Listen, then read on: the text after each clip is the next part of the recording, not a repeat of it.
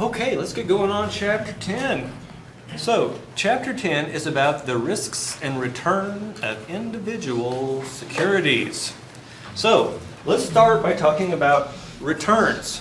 Typically, when you make an investment, you can get return on that investment in one of two ways, and you could get them both, right? They could have both happen. You can either get payments from that investment, or you can just wait and sell the investment at the end and get what's called a capital gain. For example, when you buy a house and you hold on to it for 10 years and then you sell it for a higher price, that extra amount of money you get there is a capital gain. Well, let's say that you bought a house to rent out. Then you would have both kinds of return. You would have monthly payments. What would the monthly payments be? Yeah, the rent. And then the capital gain would be the difference between the sale price and what you paid for it. And so you would have two kinds of returns for a rental house. So for the purposes of the following discussion, we're going to use stocks as our example, but you can do this for basically anything. First, let's talk about dollar returns. And that's your return on the investment stated in dollars. Now, what are dollar returns good for? They're good for knowing how much extra stuff you can consume based on this investment. So let's talk about an example here. You buy 100 shares at $37 a share. The stock pays an annual dividend of $1.85 per share. At the end of the year, the stock is selling for $40.33. Do we have a return in the form of payments here? Oh, come on. Yeah, the dividends. And do we have a return in the form of capital gain?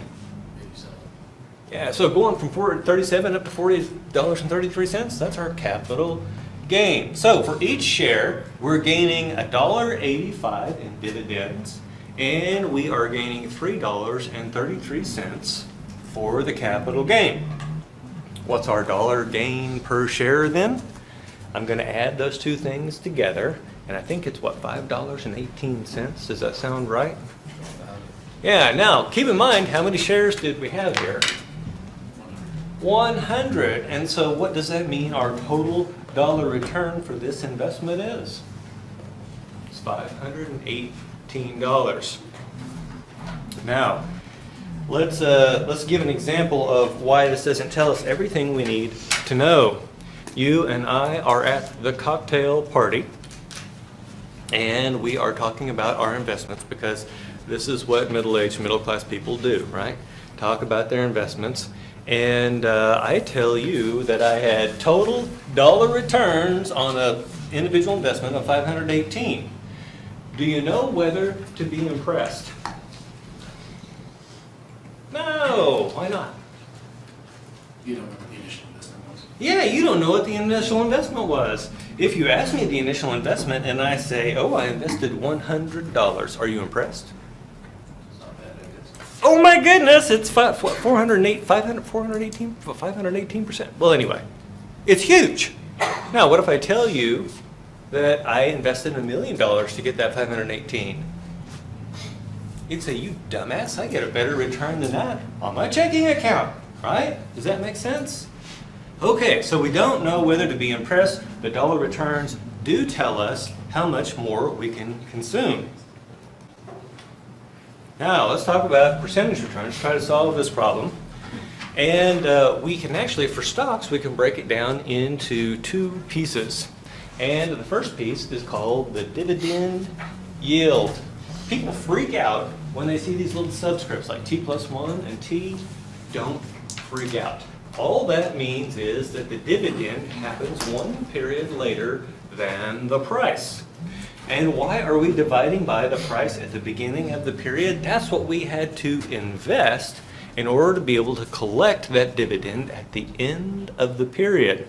And so that's how we're going to figure our returns, to take that dividend from the end of the year and divide by the price at the beginning of the year. Simple, simple, simple. And then we have the percentage returns from capital gains. And we have a name for that. It's the capital gains yield. And it's a little more tricky than dividend yield. What we're going to do is take the price at the end of the year, subtract the price at the beginning of the year, and divide by the price at the beginning of the year. So that's all that T plus 1 and T stuff means, is end of year, beginning of year. And then, if I just want to find the total percentage return on the stock, all I have to do is add those two things together, and that will give me my total percentage return, dividend yield and capital gains yield. So, let's figure this out for our stock. The dividend at the end of the year is $1.85. Price at the beginning of the year is 37. And so when I take 1.85 divided by 37, I get 0.05, which is also 5%. The capital gains yield. What's the price at the end of the year? Oh, come on, you guys can't read. 40.33. And what do we pay for that thing at the beginning of the year? 37. So that top part, 40.33 minus 37, gives us our capital gain in dollars of $3.33 per share. I divide that by the price at the beginning of the year, and that gives us 0.09 or 9%.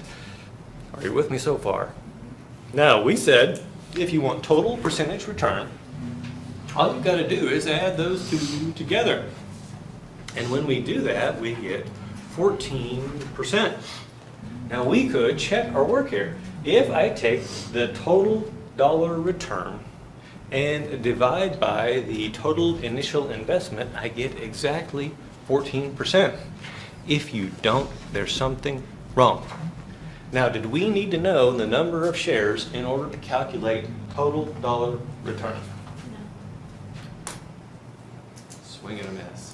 We did. Remember, we had total, we found it per share, and then we had to multiply by the number of shares to figure out it was 518. Remember, it was $5.18 per share. The question is, do we need to know the number of shares to do percentage return? No. And so, you and I are back at the cocktail party talking about investments, as we will, and you say to me, so how's your portfolio doing? And I say, well, I've got a return of 14%. Do you know to be impressed or not?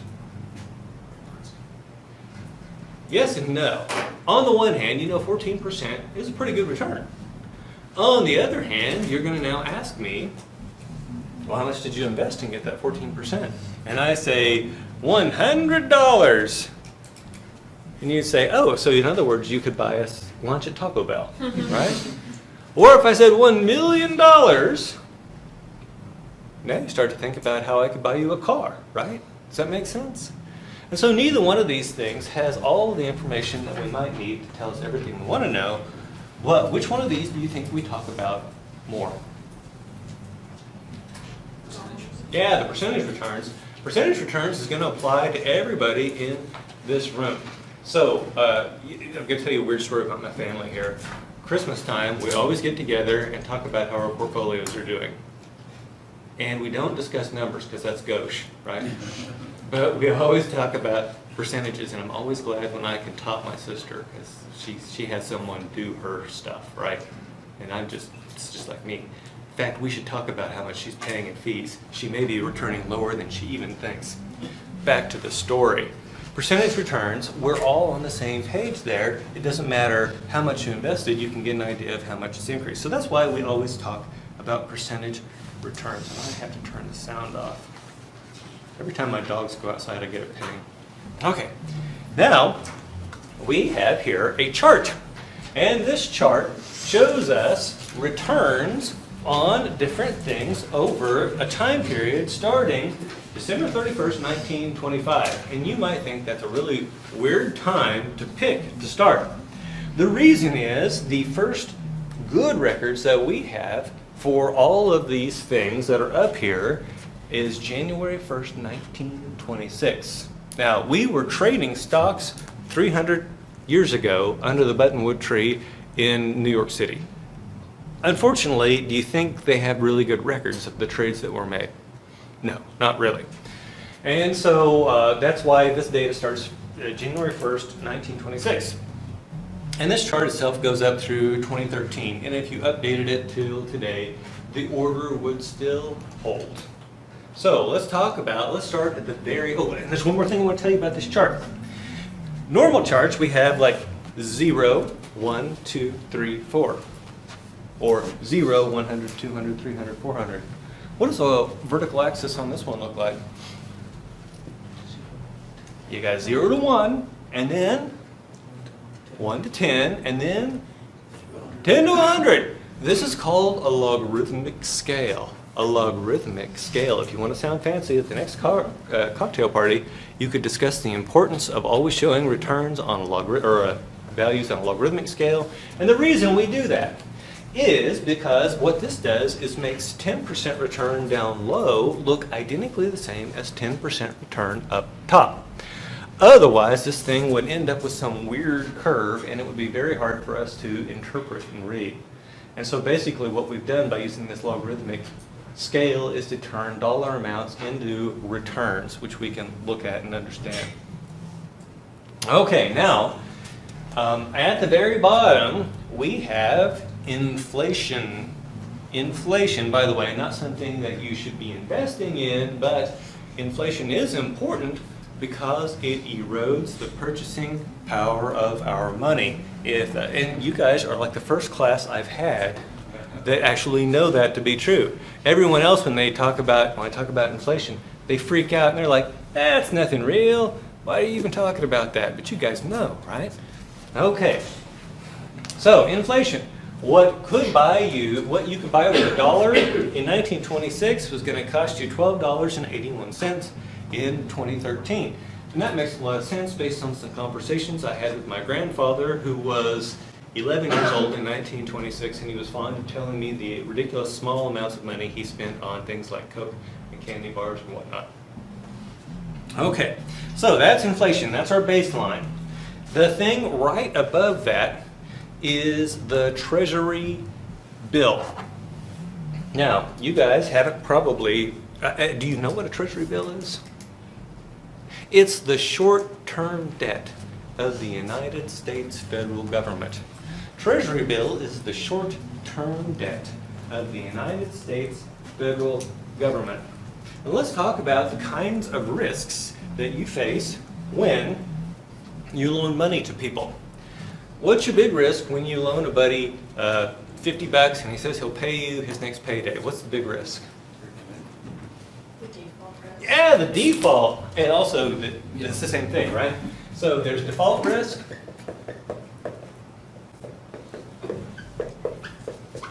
And what's the other kind of risk? This one's a little trickier. It's called price risk or interest rate risk.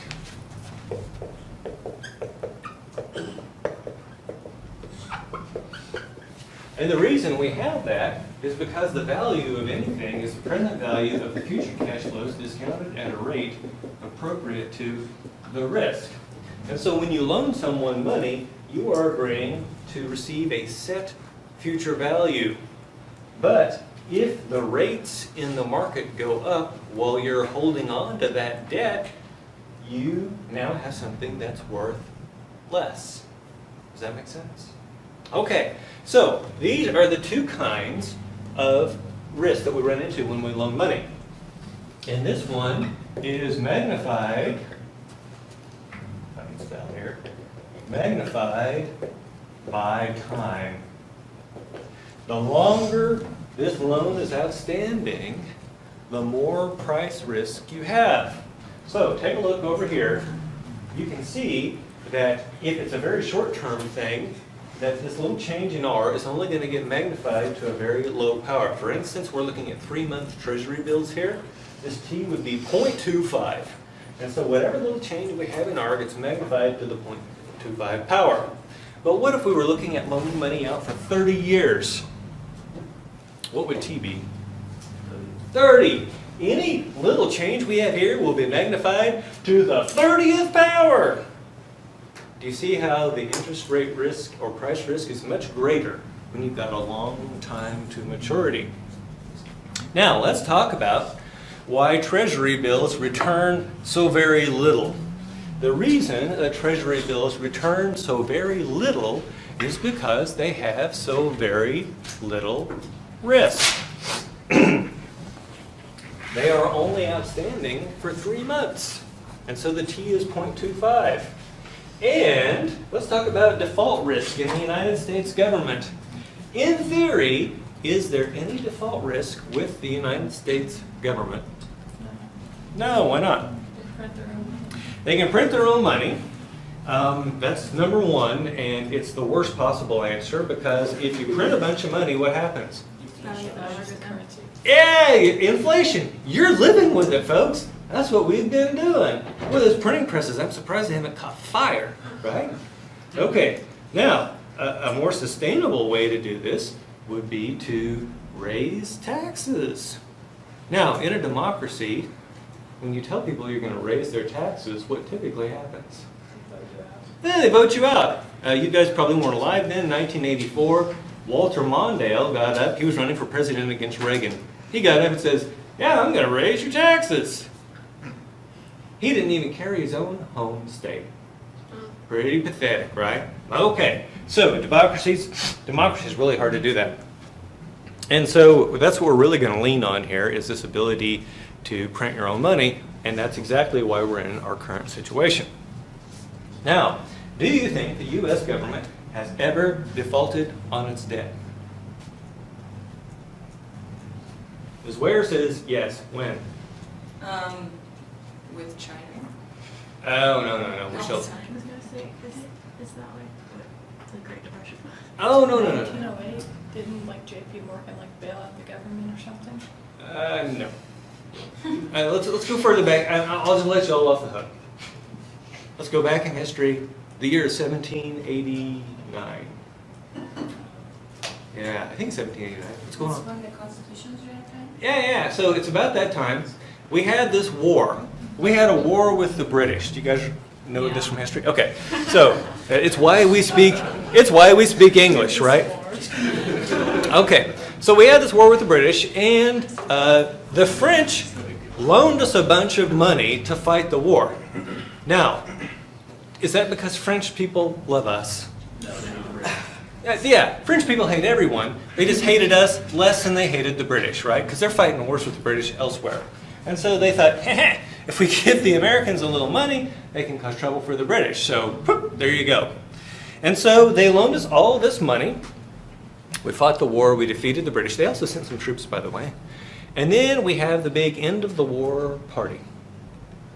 And the French, by the way, I'm taking some liberties here with the truth. We have a big end of the war party, and the French show up, and they say, wah, wah, wah, wah, congratulations. That's my French accent. Give us our money. It what? Give us our money. Give it. Oh, exactly. And we say, thank you. And they say, ha ha, give us our money. And we say, and we pull our pockets out. And we say, we spent all that money to defeat the British, and we're just a bunch of poor dirt farmers. Which was true, right? We weren't lying. Bunch of poor dirt farmers. We didn't even have our own currency at that point. Do you know what currency we were using? The Spanish dollar. We were using the Spanish dollar. So we didn't have the opportunity to go out and print up a bunch of Spanish dollars because after all, we're not Spain. Now, there were some paper money that was issued by the Continental Congress, and by this time people were using it to start fires and wipe their behinds because they figured it would never be worth anything. Big joke, because eventually it was, and those people were like, right? They're like digging at the old outhouse. Pretty gross, isn't it? Okay, so long story short, we have defaulted on our debt. Now it's less likely because we actually print our own money. Does that make sense? Okay, now one of the things you have to do if you're going to do that though is only issue debt denominated in your own currency. Now, what if your currency is volatile and let's say Zimbabwe. Zimbabwe is just massive inflation, horribly cheap currency. No one wants to loan money to Zimbabwe in their own currency. We loan to them in dollars. They can't print dollars, right? And so they wind up right back where we were at with the French. Does that make sense? Okay, now, we put those two things together. There's very little default risk. There's very little price or interest rate risk with United States Treasury bills, so they have very little return. Although a dollar invested January 1st, 1926 would have given you $20.57 at the end of 2013. So, that sounds pretty good. And it's better than inflation, which would have only given us $12.81. So we have increased our ability to consume. We would say there was a positive real rate of return here because the return is in excess of interest or of inflation. Okay, now the next one up. Oh, by the way, I want you to notice the roughness or smoothness of the Treasury bill line. Look at all these lines and tell me which is the smoothest other than inflation. Treasury bills. On a chart like this, you can see risk as roughness. Because risk is, I don't know where the price is going to be tomorrow, right? And something that has very little risk, it's going to go very smoothly, and it's easy for you to know what it's going to be worth tomorrow because it's not risky. Now, if something is very risky, you don't know what it's going to be worth tomorrow. And the riskier it is, the less certain you are about the value, or even the value range of the thing tomorrow. Which tells us that when you are young, you can afford to take on more risk when you're saving for your retirement because you don't need that money tomorrow.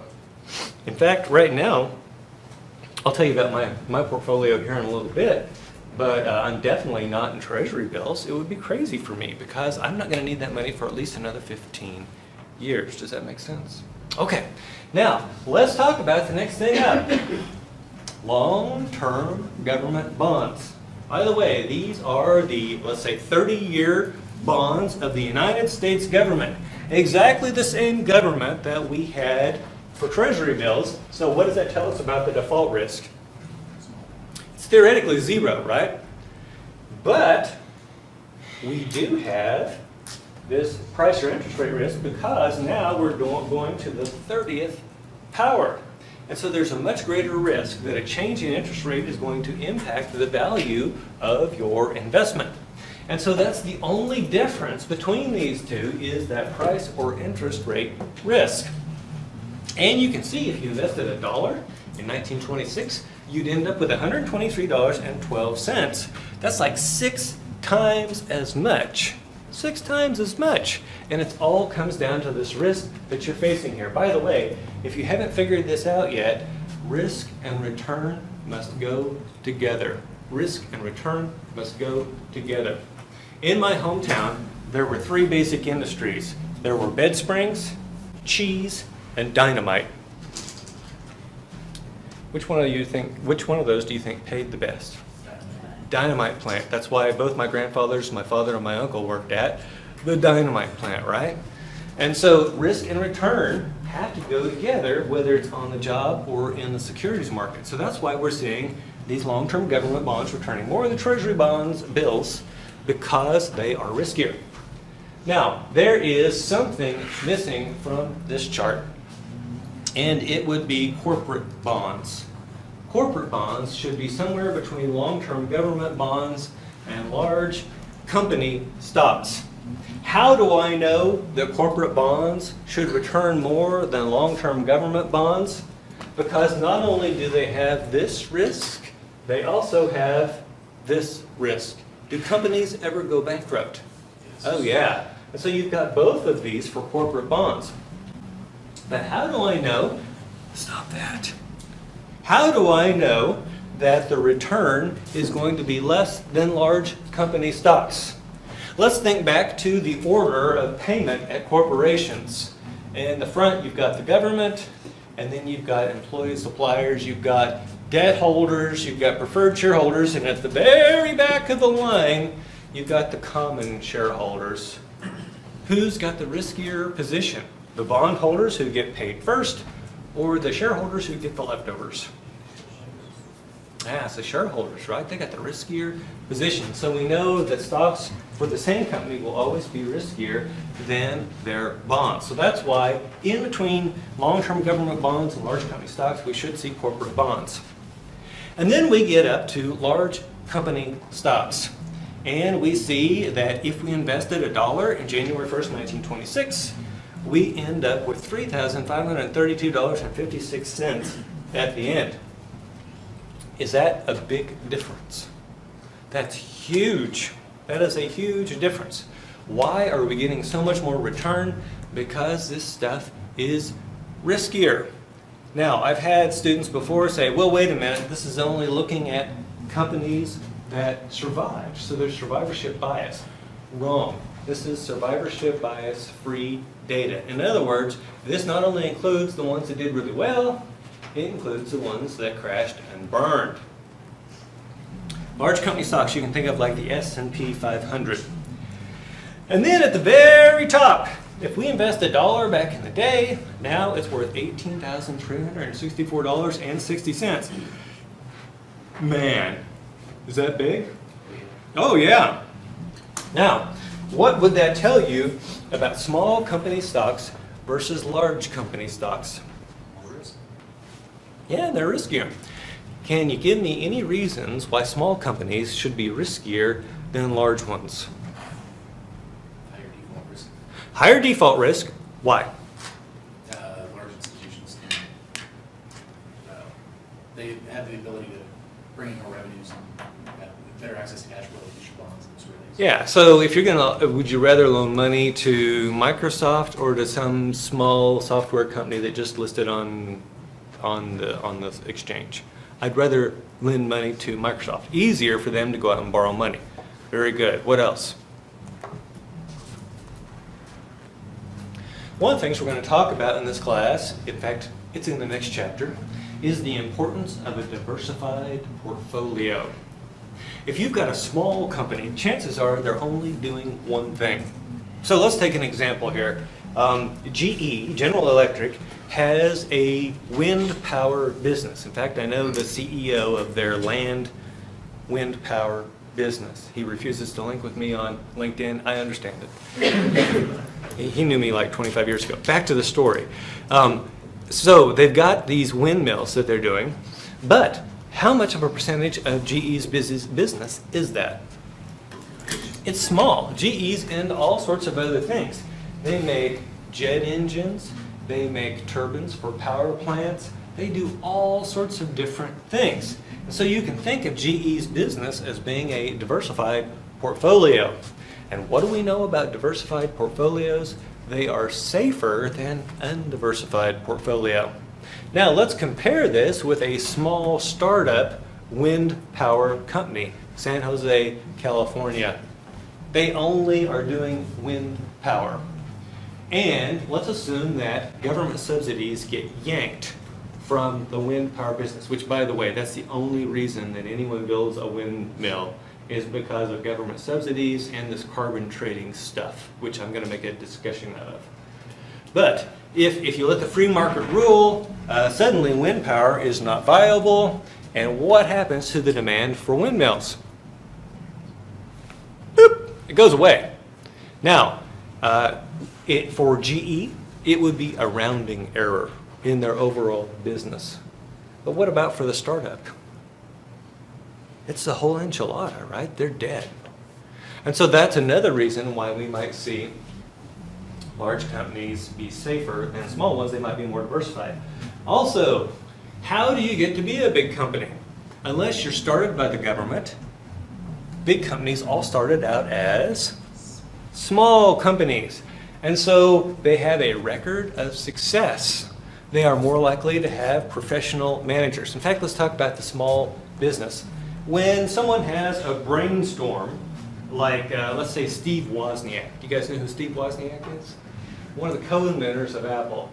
Steve Wozniak, technical genius. Would he have been any good at running a company? No. No. In fact, that's why Steve Jobs ended up being the guy that was in charge, because Wozniak, technically a genius, far smarter than Steve Jobs ever hoped to be, but terrible at running a business. My point to you is this: entrepreneurs often have an amazing idea, something that will change humanity as we know it, but terrible at running a business.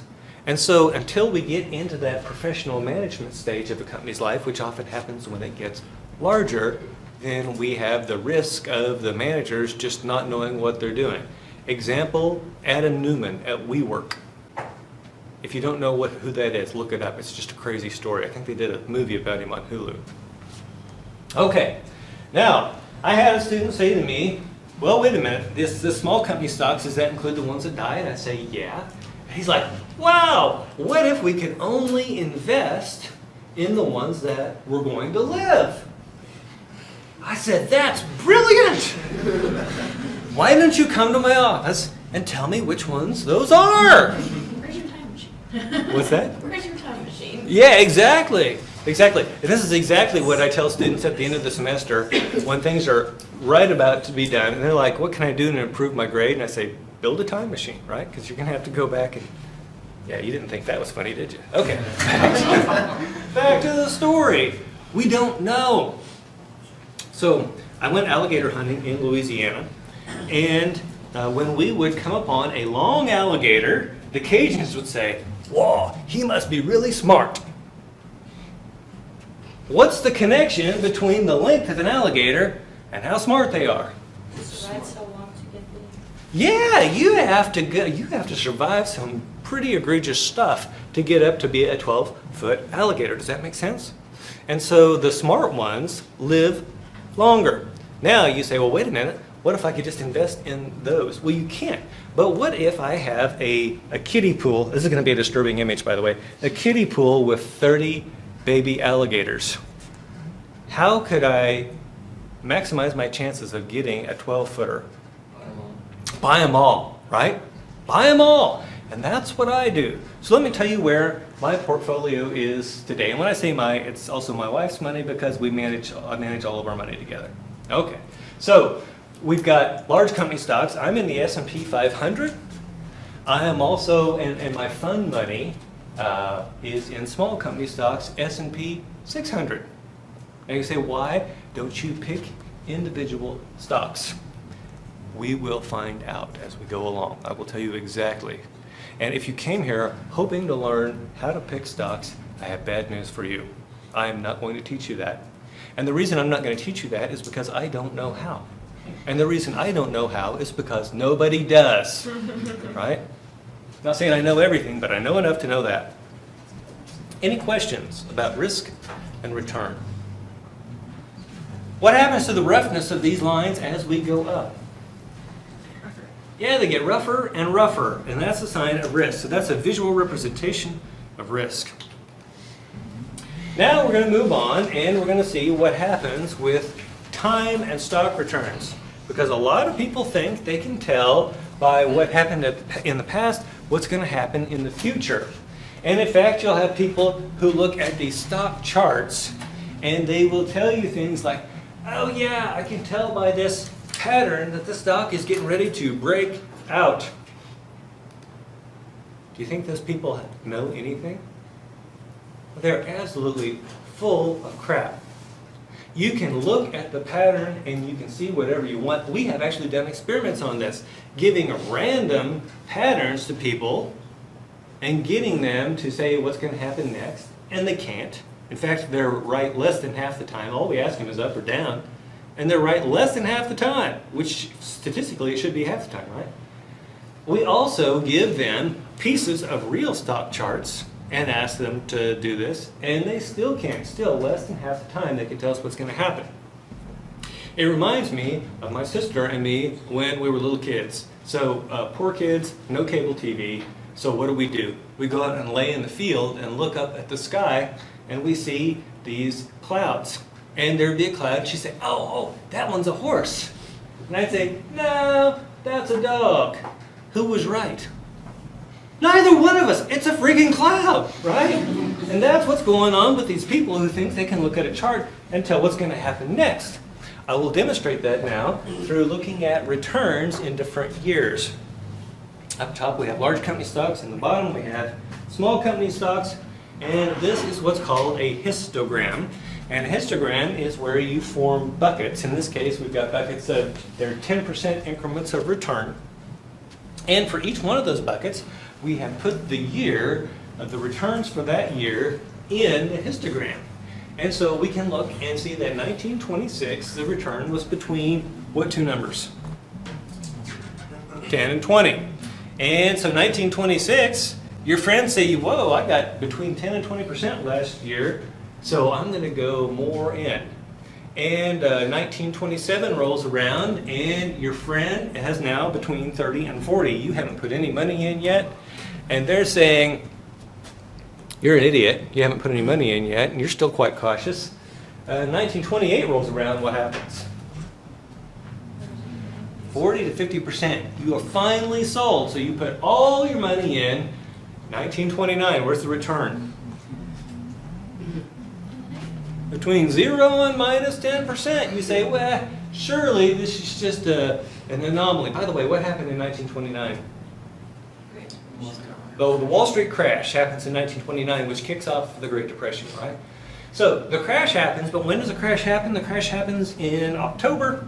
And so there's been lots of positive returns during the year. That's why it's only mildly negative. But you say, well, I'm sure this is just a minor correction, so I pile in even more money. What happens in 1930? Between minus 20 and minus 30%. I say, there's no way we could have another year this bad. What happens in 1931? It gets worse. It gets worse, between minus 40 and minus 50. And I say, I'm going to give it one more year. Where's 1932? Yeah, between 0 and negative 10, right above 1929. Now I say, you know what? Forget it. I'm going to sell what's left of my stock. I'm going to put the money in a mayonnaise jar in my backyard. And I'm just going to forget this whole stock market thing. What happens in 1933? Oh, man. Do you see, you can't tell what's going to happen next year. And the reason we can't tell what's going to happen next year is we don't know what's going to happen in the world. Why did gas prices recently go through the roof? Russia did something naughty, right? They invaded Ukraine, and that caused all sorts of troubles because Russia has, I think, the world's biggest oil reserves at this point. It goes back and forth. But they are a big exporter of oil. Now, I saw this coming, but only like 2 months beforehand. Did you guys see it coming any more than 2 months beforehand? Maybe? Oh, okay. Fair disclosure, Ms. Volkova is from that part of the world, right?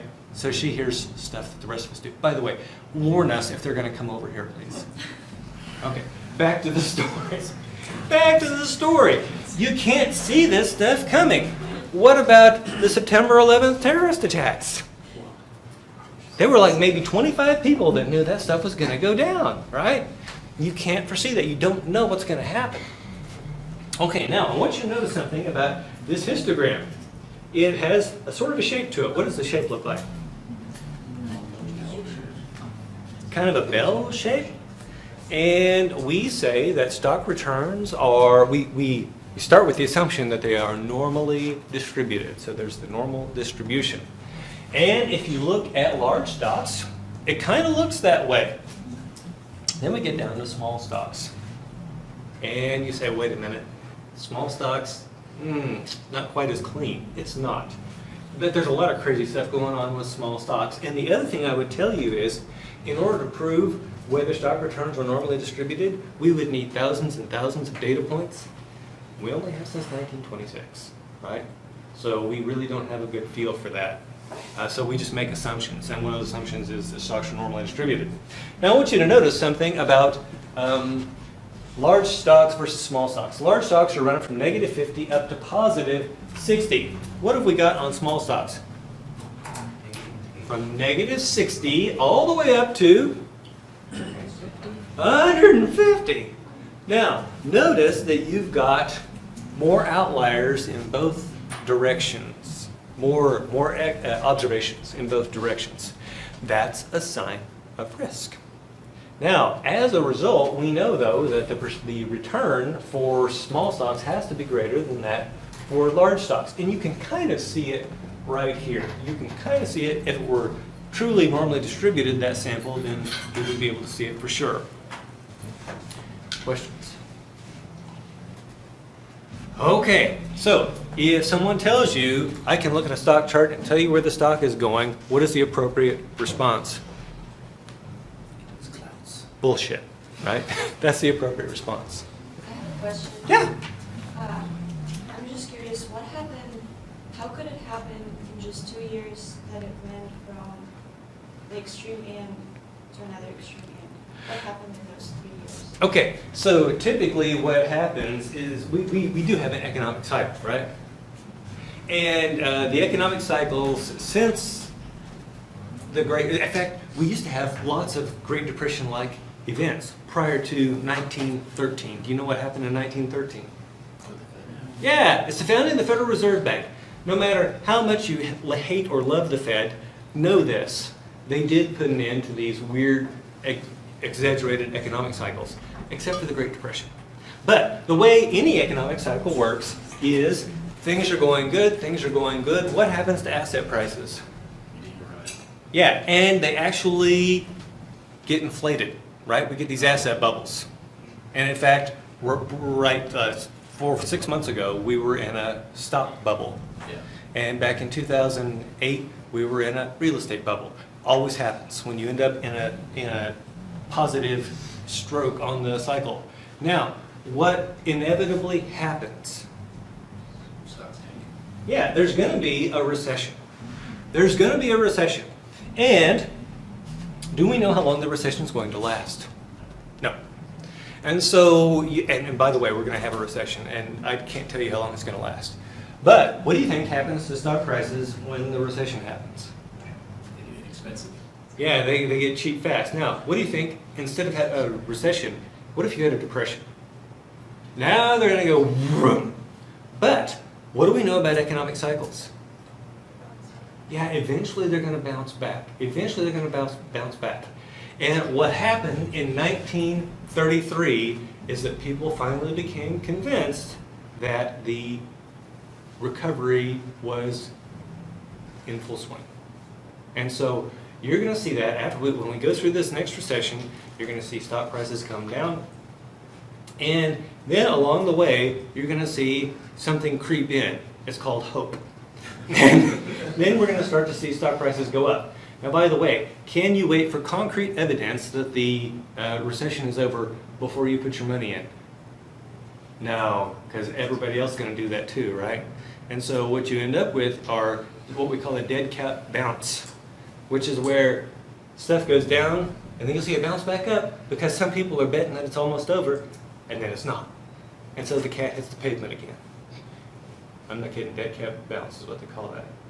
And so, but eventually, enough people join in with the hope that it actually causes asset prices to go up. By the way, what do you think this hope does to the overall economy? Boosts the economy. Yeah, it boosts, so it's the wealth effect. My portfolio is worth more now, so maybe I can afford that new car. Maybe we can move to that nice house in the suburbs. Does that make sense? And so it actually does impact the real economy. Does that make sense? Okay. Any other questions? Now let's talk about the risk premium. Earlier I told you that we can invest in treasury bills at basically zero risk because they have no default risk and they only have this little bit of price risk. And so that is the only thing you can buy and get a return for not taking any risk. And we call that's our proxy for the risk-free asset. And so if you ever hear someone talk about the risk-free asset, what I want you to think is 3-month T-bill. 3-month T-bill is your risk-free asset. That's your proxy. Proxy is a stand-in. Do we actually have a risk-free asset? No. Closest thing we have to it is the 3-month U.S. T-bill. Okay. If you invest in something else and you get a higher return, the difference between the return on that thing and the return on the risk-free asset must be a reward for taking risk. Let me say that again. if you're getting a higher return than the risk-free asset, that amount over and above the risk-free return is a reward for taking a risk. We call it the risk premium. The risk premium. You guys ever watch a show called American Greed? American Greed. I love this show. So one of the most common schemes you see is people, it's the Ponzi scheme. And the way they get people involved in a Ponzi scheme is they say you're going to get high returns with no risk. If you ever have someone offer you an investment with high returns and no risk, what is the appropriate response? Bullshit, right? It just doesn't happen. It just doesn't happen. And so the only way they're able to pay these returns is by taking the money from new investors and paying out returns to the older investors. Is that sustainable? No. And so you wind up with a situation where things go south and someone ends up in prison and a bunch of people end up poor. Now, what does that mean for you? It means that when someone offers you something and you see the percentage return on it, you need to think, aha, most of that is a compensation for bearing risk. By the way, these Ponzi schemers, they prey on the old people, right? They prey on old people. And the old people say, is this insured by the FDIC? Do you guys know what the FDIC is? Federal Deposit Insurance Corporation? And these guys will always say, no, but we have insurance through Lloyd's of London. Have you guys heard of Lloyd's of London? Doesn't that sound fancy? Doesn't it sound official? It's total crap. But they've got some Xerox certificate that someone made up long ago that says these accounts insured by Lloyd's of London. It's all crap. Okay. So don't believe it. If the rate of return is higher than the risk-free rate, then there is risk in the investment. Okay, any questions? So the risk premium we can figure out for any asset. All we got to do is take the expected return of that asset and subtract the risk-free rate, and that gives us the risk premium. We could talk about the risk premiums for individual stocks. We could talk about the risk premiums for the entire market, which would be the market risk premium. But we'll talk about that more in a bit. Now let's look at some different returns and some different histograms for different kinds of assets here. And we're going to start, I'm going to give you a little preview here. We're going to have a mathematical measure of risk. And the mathematical measure of risk that we're going to use is standard deviation. Hopefully you guys have all had a statistics class. You know what standard deviation is. It's a measure of dispersion. And when you're looking at a distribution, like a normal distribution, if you've got very little risk, your standard deviation is going to be low, and this thing's going to be tall and skinny like a Christmas tree. And so look at U.S. Treasury bills. Very tall and skinny like a Christmas tree, right? That's very little risk because it's, it may be here, it may be here, but that's it. As risk grows, standard deviation grows, and what we see is the distributions start to spread out. And so now there's more of a chance you're going to have stuff further away from the mean. That's risk. And so the higher the standard deviation, the riskier the asset. The higher the standard deviation, the riskier the asset. And another name that we call this is volatility. This risk that's measured by standard deviation we call volatility. Yeah, there we go. So, if you hear that something's really volatile, that means it's risky. Now, let's take a look here. We will start at the bottom and work our way up. Actually, let's skip inflation. Forget inflation. United States Treasury bills have an average return of 3.6% and a standard deviation of 3.1. If you looked at that information, can anyone tell me what the risk-free rate is?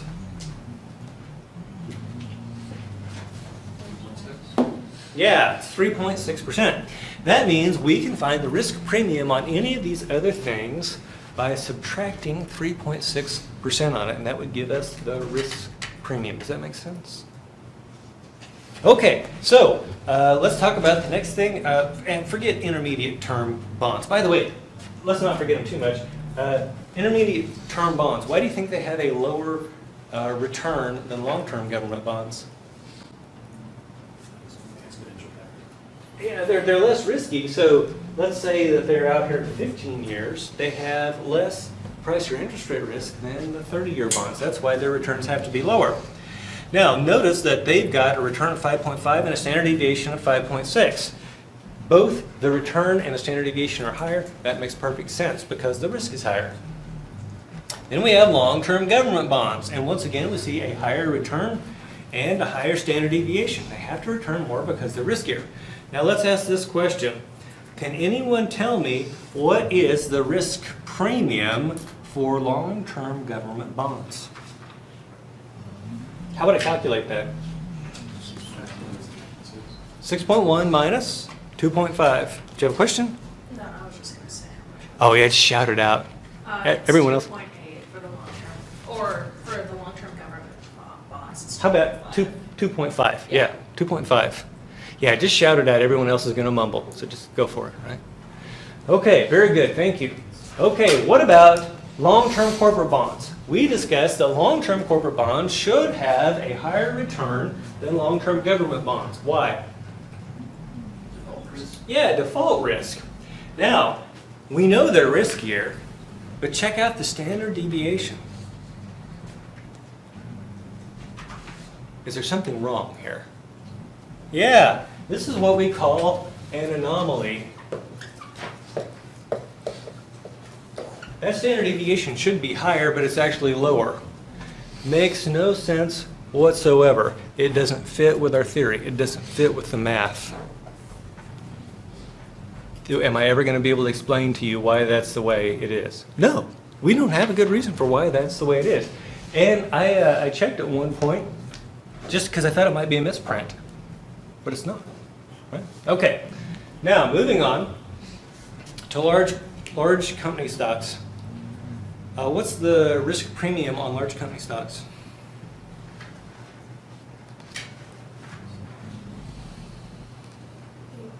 8.2, very good, thank you. Now, notice the standard deviation on large company stocks. By the way, the return goes from, on the bonds, 6.4, almost doubles to large company stocks. What happens to the standard deviation? More than doubles. So we see that the increase in the risk goes along with the increase in the standard deviation. And finally at the top we have 16.5% return for small company stocks. Check out that standard deviation, 32.3. It makes all the sense in the world. The only thing up here that doesn't make sense is the long-term corporate bond because of that weird standard deviation. Now notice what happens to these things as we get riskier and riskier. Look at that distribution. Starts out when we're very safe, it looks like this, and it just gets lower and lower and lower until when we get to small stocks, it starts to look like a fried egg. You guys know about fried eggs? It's very flat, right, with just a slight hump in the middle. That's incredibly risky. Questions? Now, you say, wait a minute. Small stocks are incredibly risky. Why do you invest in them? In fact, let's say, who would be good for investing in small company stocks? Young people. Very good. Because you guys can survive the ups and downs. Does that make sense? I had a neighbor that was retiring just as COVID hit. And you should have seen just the color leave his face as he watched the market plunge. And I said, hey, by the way, he was also my colleague. I said, you're a finance professor. Undoubtedly, you moved some of your assets into fixed assets long ago. He said, no. Right? You don't do that. And even worse than that, I had a coworker who, this is back in the dot-com boom. The dot-com boom, this guy invested all his money in internet stocks. And he would show up every day at the office and tell us how much his portfolio was worth. It was really annoying. And he'd come in, he's like, today it's 2.1 million. And I'd say, okay, Kenneth, what are you invested in? He's like, internet stocks. I'm like, bro, you need to diversify your portfolio. He's like, yeah, screw it. Okay, Then what happens? March 2000? Shboom. And then after that, it was me asking Kenneth every day, Kenneth, what's your portfolio worth? At last report, it was worth $100,000. Now, it was a problem for Kenneth because he was 62 years old. What do you think Kenneth was planning to do with that 2-point-something million? Retire on it. Do you think Kenneth was able to retire? No, I figured he died trying to sell plastic pellets. That's what we did. We sold plastic pellets. So, questions? So, we talked a little bit about this. We need a mathematical measure of risk. And if you think back to your, by the way, QBA something or other, did you guys have to take a statistics class? No. Raise your hand if you did not have to take a statistics class. You didn't have to take it? Okay, if you have trouble, let me know, right? Okay, so do you know about mean, standard deviation, and variance? Oh, she thinks so. I think the education was probably better where she grew up.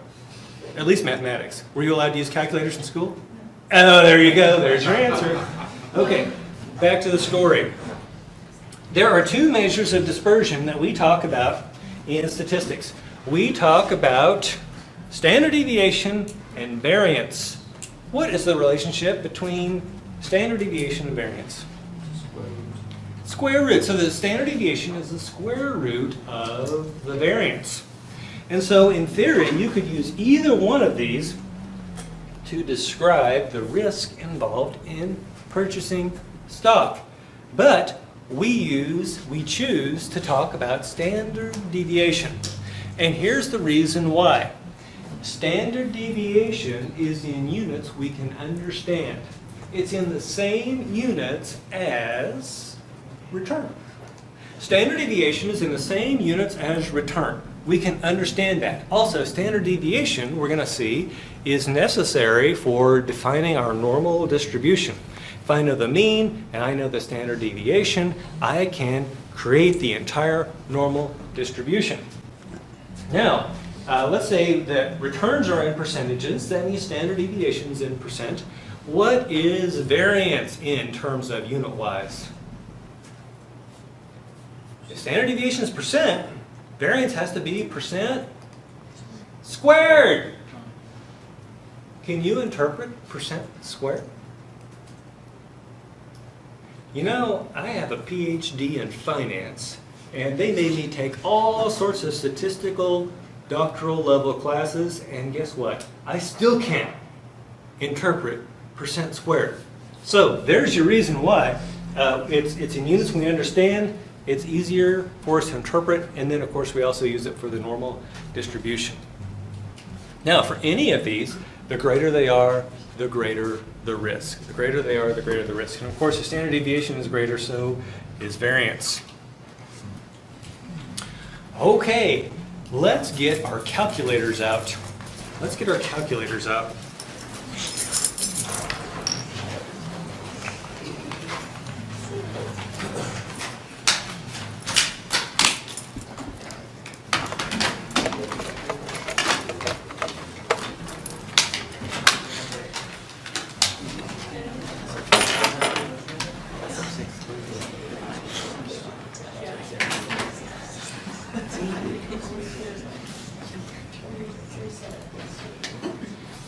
So did your calculator work after we purified it?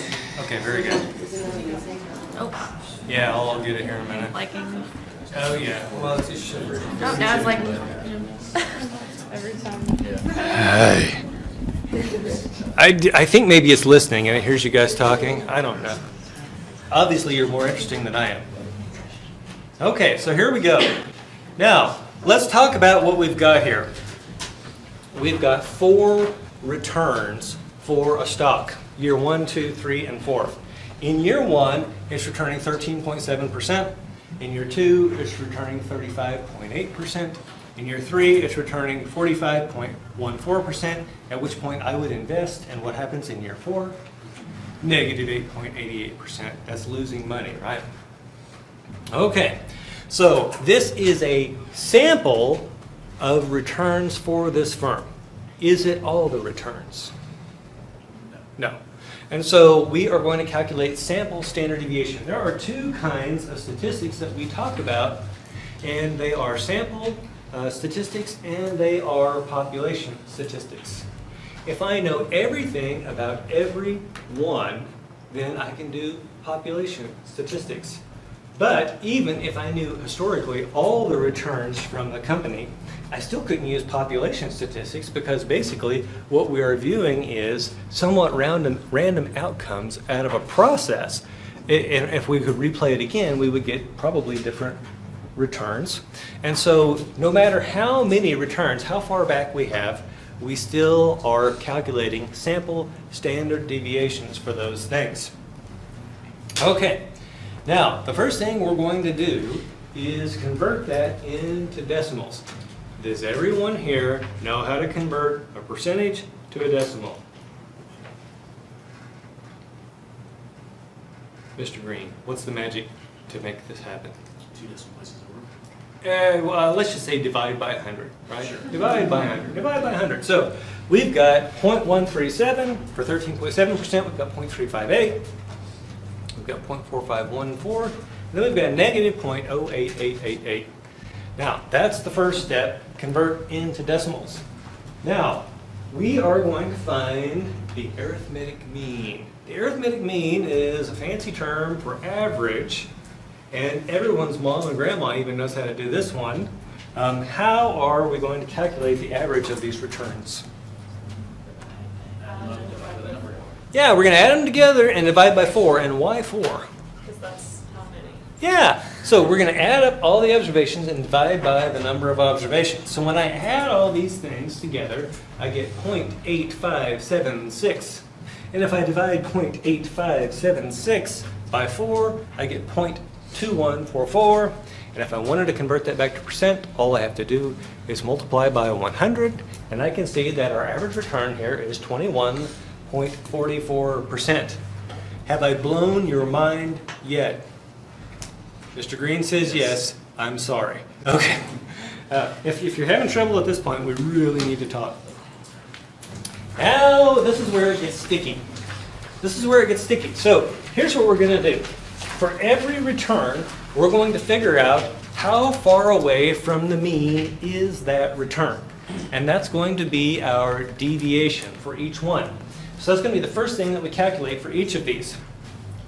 And we are going to take 0.1370 and we're going to subtract that mean return of 0.2144. And in fact, let's go ahead and get the calculator out and do that right now. 0.137 minus our average return of 0.2144. And I'm getting negative 0.0774, which is exactly what they have here.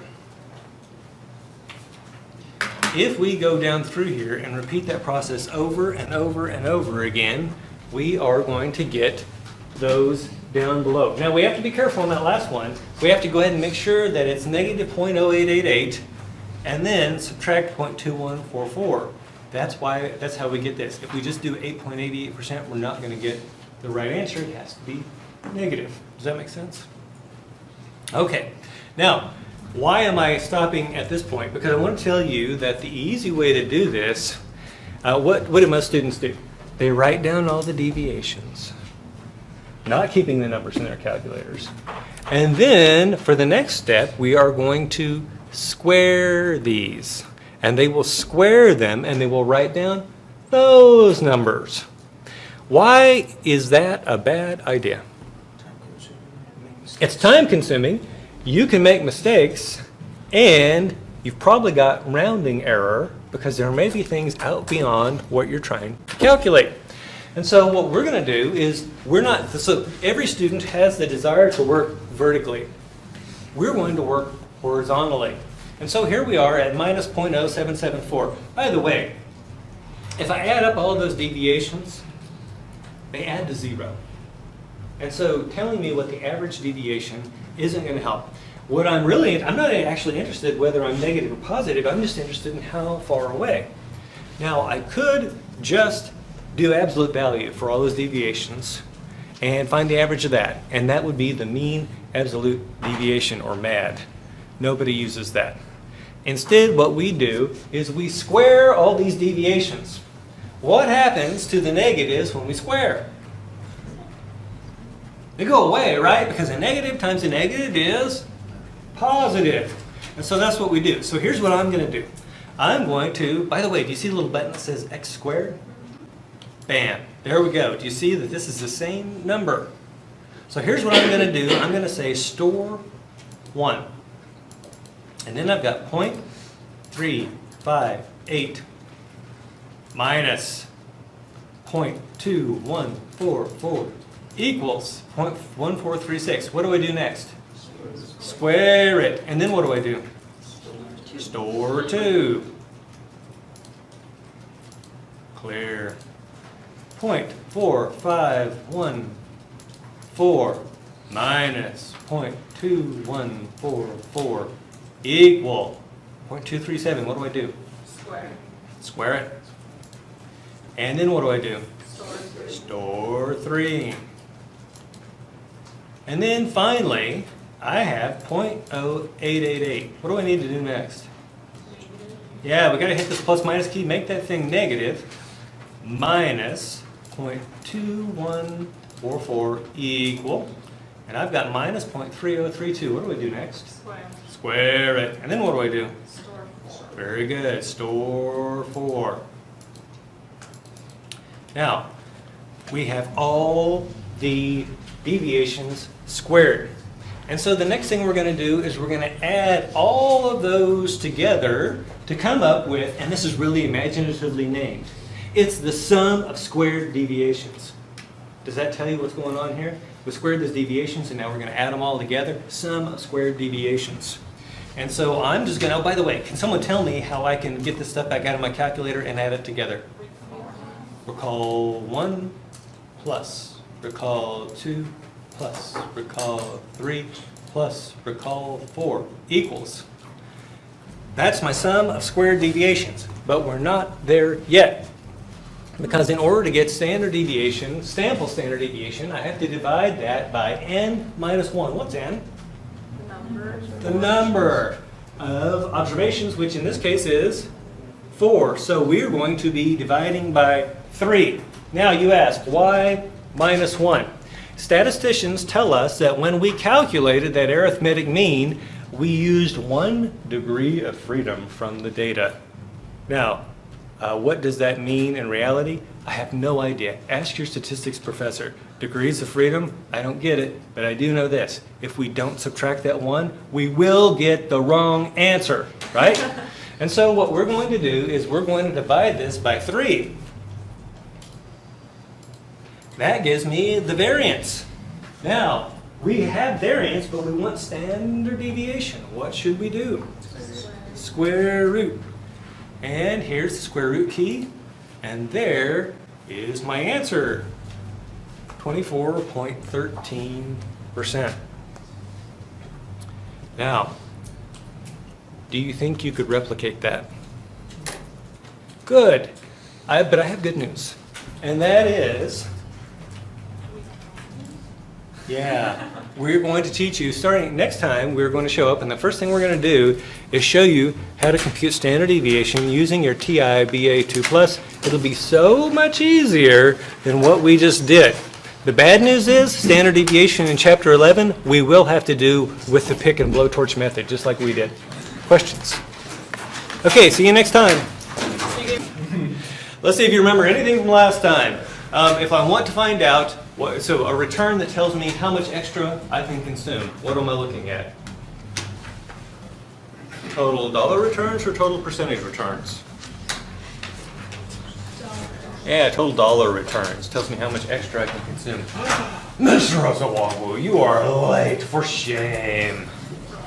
You've done so well so far. Maybe it's just the rain. Is it just the rain, Mr. Osawabu? No, it's not. You could have taken the easy out. I applaud your honesty. Okay. Where are we? Oh! So, if we want to know, however, how our investment performs versus the amount that we initially put in, what are we looking at? Total dollar returns or total percentage returns? Total percentage returns, right? What are the two things that we have to add together to get total percentage return for stocks? Dividend yield and capital gains yield. Very good.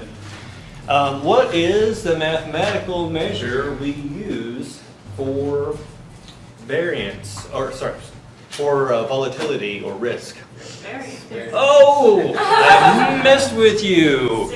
Standard deviation. Mr. Balrichter, why do we use standard deviation? Variance can't be displayed as a percent, right? Variance is percent squared. Okay. And so there's two reasons. Number one, standard deviation is in units we understand, same units as return. And number two is that it goes into the normal distribution, which we'll get to today. Let's see. Ms. Perry, what is risk premium? Isn't it it's the difference between your risk and the risk-free rate? Oh, you're getting Or close. Risk-free percentage or whatever. Let's just stop right there. Ms. Avila. Is it the return minus the risk-free rate? Yeah, it's a return on whatever the thing is minus the risk-free rate. Yeah, oh yeah, you had the second part, beautiful. Okay, so remember that any return you get over and above the risk-free rate is a premium for bearing risk. And so we call that the risk premium. And we can have a risk premium on bonds, we can have it on stocks, we can have it on the whole market. And when we get to chapter 11, we'll talk about the market risk premium. Okay, now let's see here. When we got to this part of calculating the sample standard deviation, did we work down or across? Across. And what was our procedure here? We go and we work across, and then when I get to the last step there, what do I do with my calculator? Store 1. And then I do that, all 4 of them. In this case, there's only 4. Sometimes you'll have more, sometimes you'll have less. Hopefully on the exam, you'll have less. Very good. Okay, and then once we get all those together, how do I get the sum of the squared deviations? What calculator motions would I do? Recall 1 plus recall 2 plus recall 3 plus recall 4. And that gives me SSD, or sum of squared deviations. How do I get variance from sum of squared deviations? Divided by the degrees of freedom. Divide by the degrees of freedom. And degrees of freedom, none of us know what it means, but how do you calculate it? N minus 1, where n is what, Ms. Menace? The number of periods. Yeah, it's the sample size, right? Okay, and so here we're going to be dividing by 3. Now we've got one more step here, and that is we want to turn variance into standard deviation. How do we do that? Square root, very good, thank you. Okay, now I told you that this time I would show you an easier way to do this. Would you like to see an easier way? Get your calculator out, get your calculator out, get your calculator out.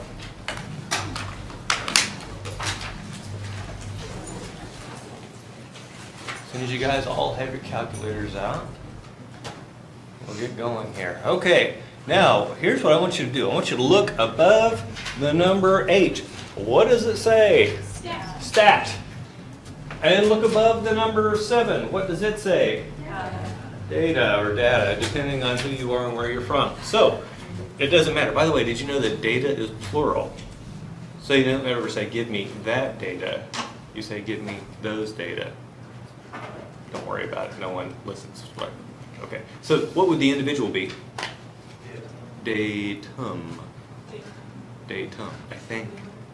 I think it's a datum, yeah. Okay, so back to the story. Why are we caring about these two numbers? Because we're going to put these numbers into data, and then we're going to use the stat to calculate our statistics. So here we go.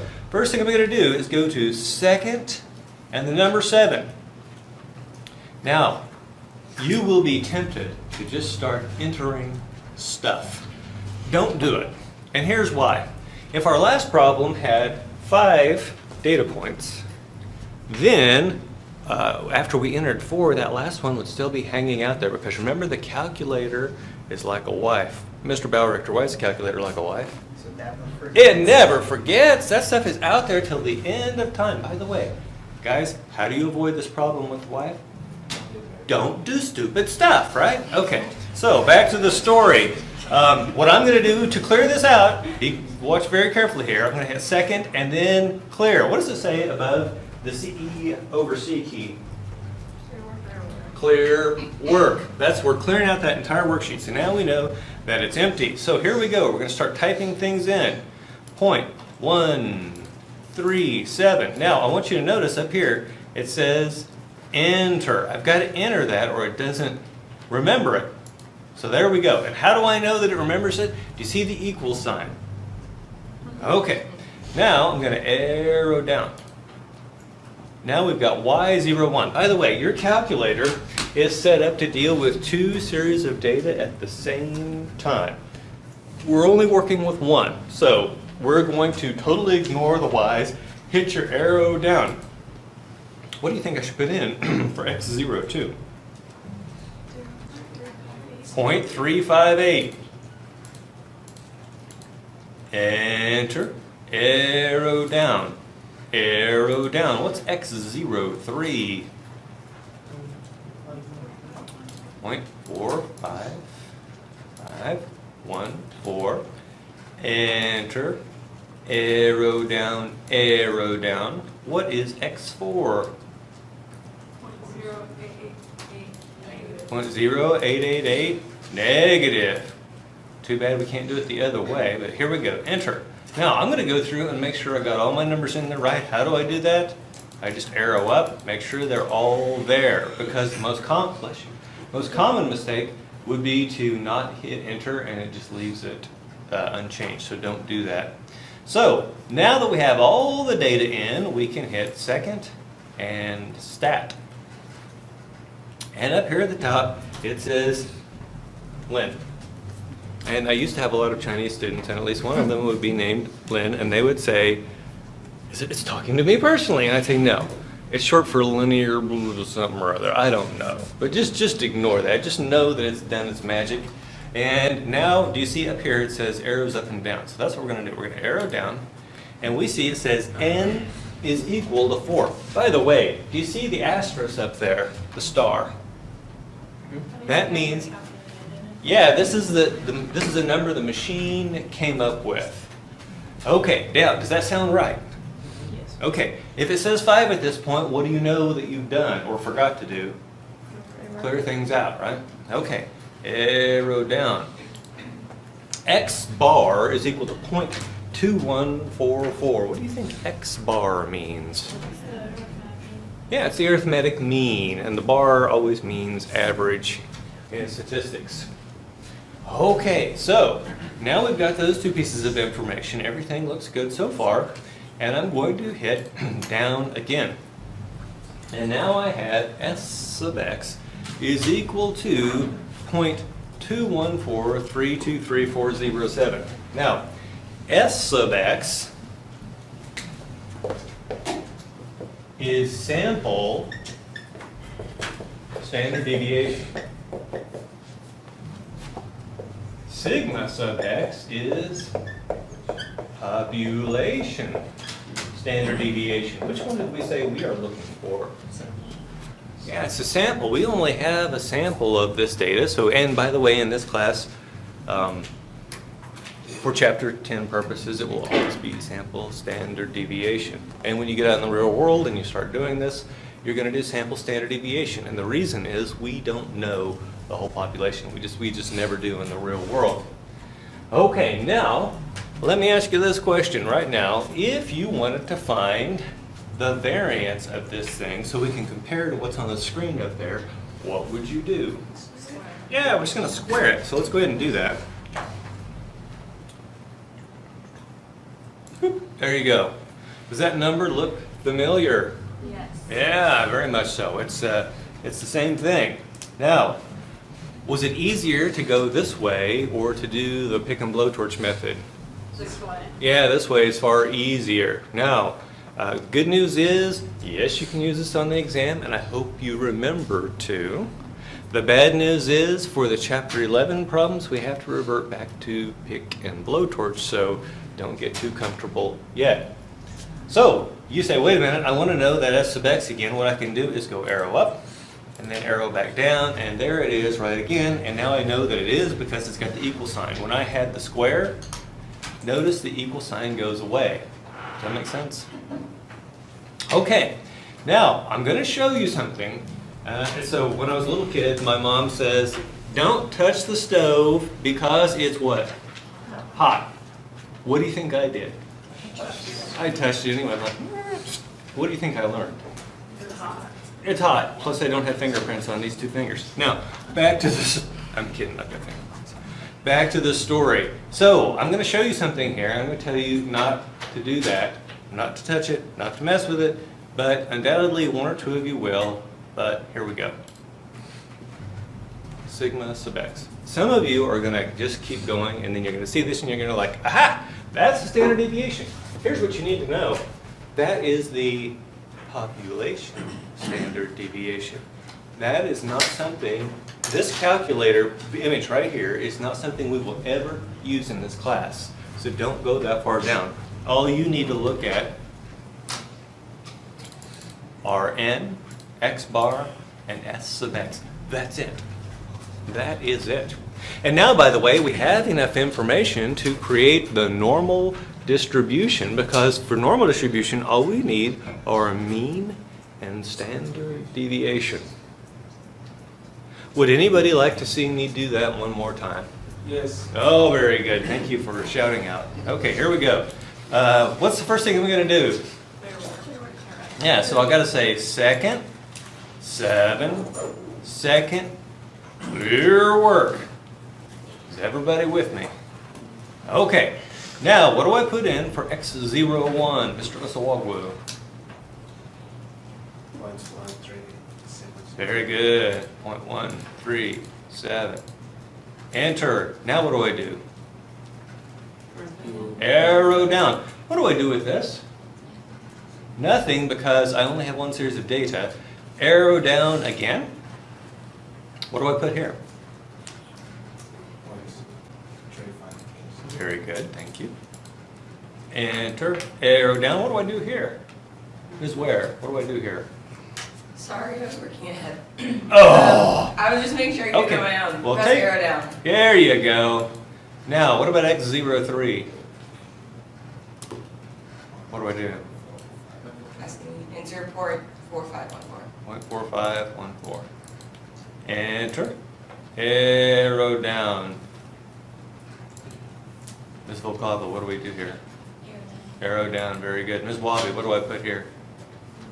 Negative 0.0888. Yeah, but I can't put the negative first. I have to put 0.0888, and then hit the negative, and then what do I do? I got to hit enter. Okay, now check your work. Arrow up. Make sure you've got all that stuff in there. What's the next thing I do? Second, and then stat, which is above the 8 key. So now I'm going to arrow down. N is 4. What does the asterisk mean? Yeah, this is something that they computed. And to get the S sub, or the X bar, there we go. What's X bar represent? Arithmetic mean. Arithmetic mean. Very good. What's another name for arithmetic mean? Like your mom might say? Average, right? Arrow down. Like when my mom would tell me, you're just average. My mom's never said that to me. Your mom's never said that to you? Good. What, she said to you, you're below average? No, she doesn't. Oh, very good. By the way, raise your hand if your parents told you you were above average. No. No, go ahead, please. Please be. Ms. Wabi, did your parents tell you you're Above average? above average, right? Okay, now here's what I want to point out. How many people raise their hand when I ask if they ask? Oh, you can push your hand in now. Right, the majority of the class. How is that possible? Or an MBA student. Oh, okay. Well, we can do that. Well, let me throw one more out to you. When you ask Americans if they are a better than average driver or a worse than average driver, the overwhelming majority say, Above average. yeah. Not possible. No, not possible. My husband would say no to that for me. Oh, yeah, we're not asking for other Striving for- people, right? But my husband is also a professional driver, so. Yeah. So I've, never mind. Okay, back to the story. Let me put it this way. I love that radar cruise control because it keeps the driver from getting too close to the semi-truck in front of us. It's useful. Okay, back to the story. What were we talking about? Oh, S of X. This is, what is this? Sample standard. Sample standard deviation. And how would I get the variance from here? Square it. Okay, now, for those of you who wanted to see it again, did you get it this time? Okay, go home, practice it again, watch the video. Sometimes these things slip away from people after they leave the room. Okay, so now we're going to move on to something called the normal distribution, and I've been telling you a little bit about it. We can generate this entire distribution using the mean and the standard deviation. And what this distribution represents is the probability of different outcomes. The probability of different outcomes. Every single possible outcome is underneath this bell curve. And so what is the probability that's represented underneath the bell curve? Yeah, it's 100% or 1.0. Now, this thing, the mean, is right there at the middle. You can think of the mean being the tent pole at the center of the tent. And then we can look at standard deviations, number of standard deviations away on either side, and they tell us some pretty interesting things. For instance, if I look at the mean from -1 standard deviation below the mean to +1 standard deviation above the mean, I have 68.26% of all observations that fall in that area. By the way, ignore the returns for now, because a lot of people get confused and think this only applies to stocks. No, this applies to all sorts of amazing stuff, and I'll tell you an example here in a minute. Okay, now if I look ±2 standard deviations, between those two things, 95.44% of all observations, 95.44% of all observations. And if I look ±3 standard deviations, now I've got 99.74% of all observations between those two things. Now, oftentimes we use, in fact, homework exam, I would tell you to use the approximations. By the way, I'm a lousy artist. Let's see here. So, here's your mean. Let's call that X bar. And then +1 standard deviation, +2 standard deviation, +3 standard deviation. They're supposed to be X's, by the way. And then over here, we're going to have -1 standard deviation, -2 standard deviations, and -3 standard deviations. Notice I'm using sample standard deviation there. What are they using on the picture? Population. Yeah, they're using the population standard deviation. Don't let that freak you out. I want you guys to be bilingual and understand the Greek and the English, right? The English is always the sample and the Greek is always the population. Okay. Now, for purposes of our stuff here, what I want you to know is between ±1, let's call that 99, or no, sorry, I was going with 3 first. Yeah, so 68%. 68% between those two. Now, if I go up ±2, I'm looking at 95%. And so far, I have not violated any of the rules of rounding, have I? No. Okay, now, down at the bottom, 99.74%. What does that round to, nearest percentage? Should be 100, but instead, what we say is 99%. Now, the reason that we say that is because, first of all, we know that there's still more stuff out here in the tails, and if we didn't go with 99%, then there would be nothing for you to talk about and calculate when I ask you about ±3 standard deviations. So don't let that freak you out. Okay, now another thing I'm going to tell you about the normal distribution is that it is symmetric about the mean. What does that mean? What does symmetric mean? Same on the sheet. Yeah, it's supposed to be the same on each side. And so that can start to tell us some things. For instance, we have 68.26% between -1 and +1. What does that mean is outside of plus or minus 1 standard deviation? 30 months. The rest of the. Yeah, so we got 100% minus 68.26% gives us, well, let's use the approximation here. 32%. Now, that 32% is evenly divided by those two tails. Do you see what we're calling tails?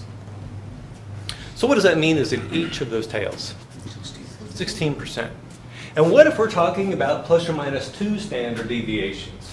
We've got 95% of the observations between plus or minus 2 standard deviations.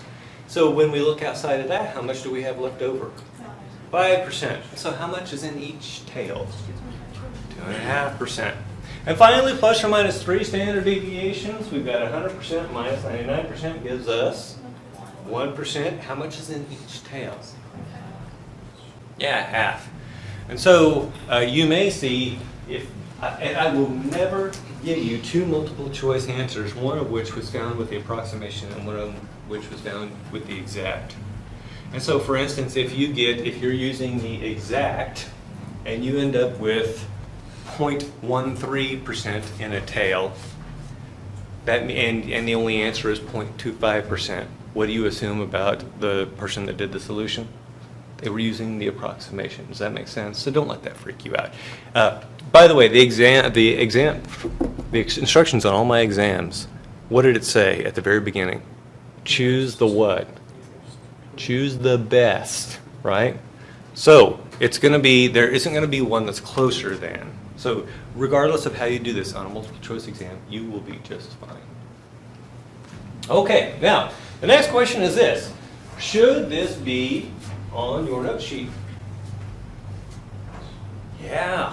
Okay, so I was teaching China EMBA, and one of the people in the class was a Mongolian lady. Now, if you're not familiar with Mongolia, so you heard of Genghis Khan and Kublai Khan, they had a huge empire. They're very tough, stubborn kind of people. And she would tell you that. She would tell you that. Am I wrong? Never mind. Okay, back to the story. She calls me up to her desk during the exam. I trot up there, and she says, "You did not give me enough information to solve this problem." Because I had given her a sample of data, and I was asking her probability questions. So all she had to do was plug that into her computer or her calculator, get the mean, the standard deviation, and now using the normal distribution, she can answer the question. She says, "You didn't give me enough information." And so I tap on her note sheet and I say, "Yes, I did." And she says, "No, you didn't." And I say, "Yes, I did." And I tap on this thing like twice. And then she says, "No, you didn't." And then I see her hands coming toward my lapels. What? Oh, yeah. And so I quickly jumped backwards where she would have pulled me over the desk. She's a very strong woman. Anyway, and by the way, we are still friends on WeChat. So, okay, so back to the story. Why do I tell you that? I want to drive it home that this thing needs to be on your note sheet. And whenever you start to hear questions about what percentage of returns are above or below this, or what's the probability of, think about this thing, because that's where we're headed with that. And if you don't have this on your note sheet, and you can't remember that, you will be lost. Questions? Okay, now let's move on and talk about another example other than stock returns where the math is easy and you guys hopefully are all familiar. What is IQ? What does it stand for? Intelligence quotient. And what does it theoretically measure? How smart you are, right? Like your raw horsepower, not how much education you've had, just your raw horsepower. Okay, now, what do you think the average IQ is by design?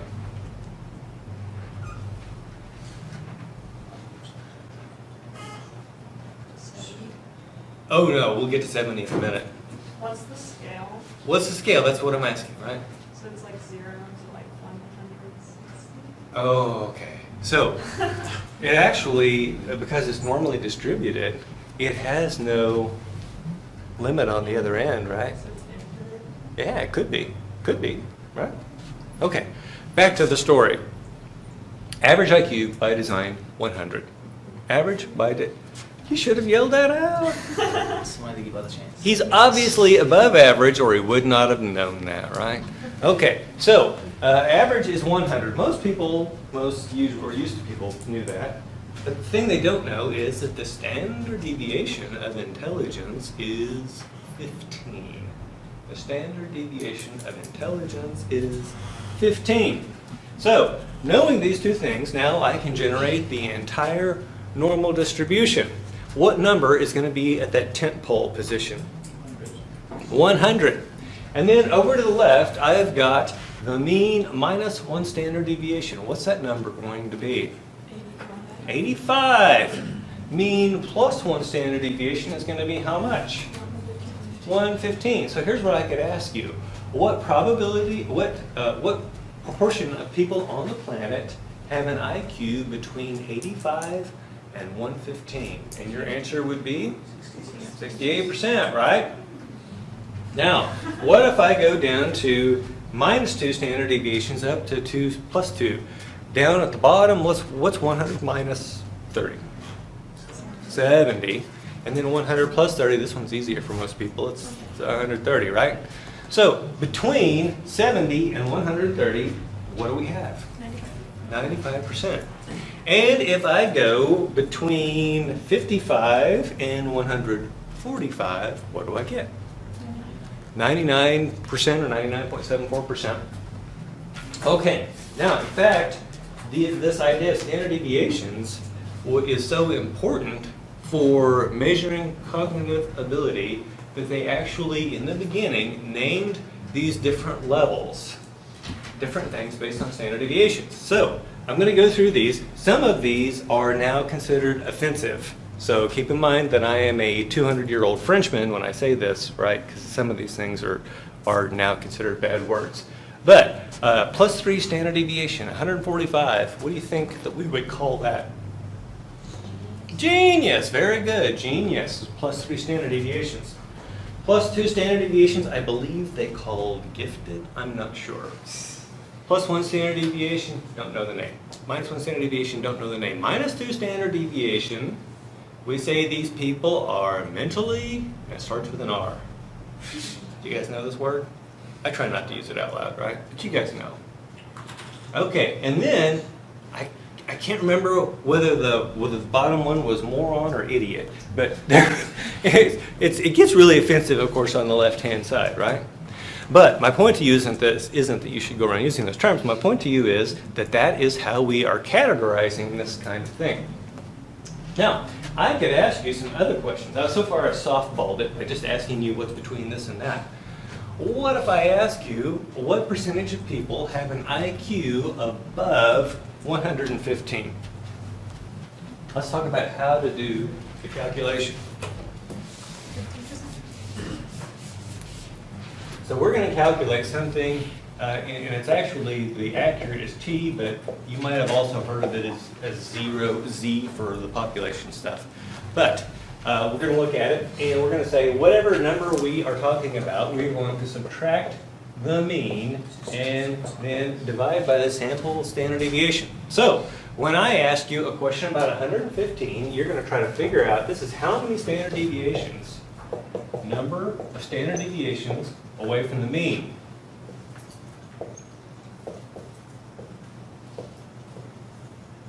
Okay, so we've got 115. What's the mean? 100. And what's the sample standard deviation? 15. And so my T would be plus 1. that tells me we are looking right here. I'm looking to the right. One, now, what if it had been negative? Been on the other side, right? Okay. Now, what do we do with that information? Well, I could ask you what percentage of people have an IQ higher than 115, and now what would your next step be?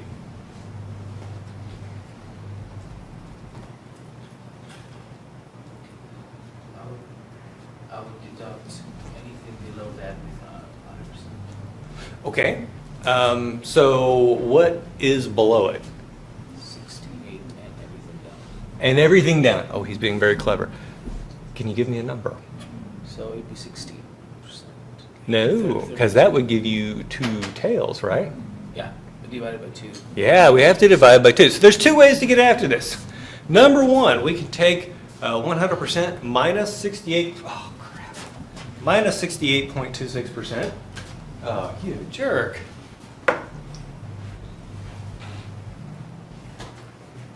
I've been complaining about this for years, and do you know how often it gets fixed? Okay, here we go.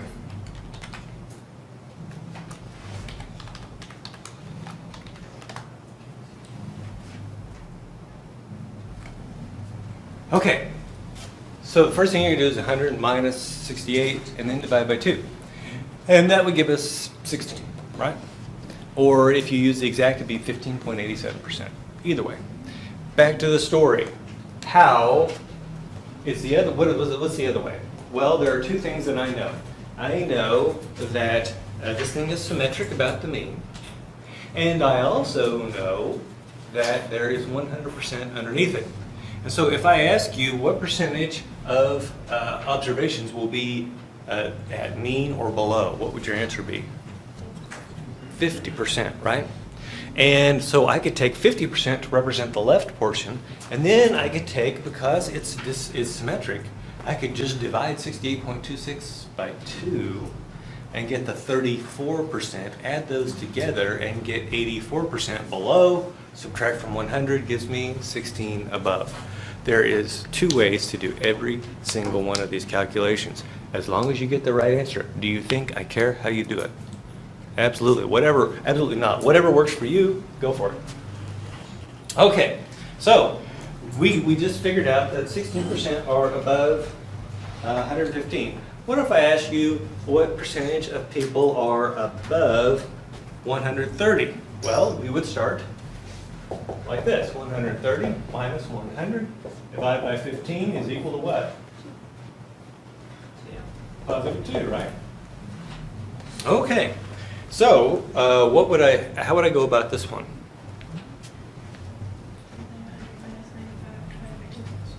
Okay, so we go 100 minus 95, divide by 2 would give us 2.5%. The other way I could do it is to take 95 divided by 2, which gives me what, 47.5, and add 50% to it, which gives me 97.5, subtract from 1 gives me 2.5%. Now, every one of these things is going to have, depending on which side of this it's on, is going to let you know whether or not it would be easy to go one way or the other. My encouragement to you is learn one way and get good at it. Okay. Now, let's ask this question. What is the probability that someone's IQ is lower than 55? That's -3 standard deviations. Yeah, so we're going to say it's 55 minus 100 is equal to negative 45 over 15 is minus 3. See how that works? Okay, and so we know plus or minus 3, let's say it's 99%. And so we have 1% left in the tail, so how much is in this tail right here? Yeah, 0.5%. What if I ask you, what are the chances that someone's IQ is higher than 70? How would you go about that? So first of all,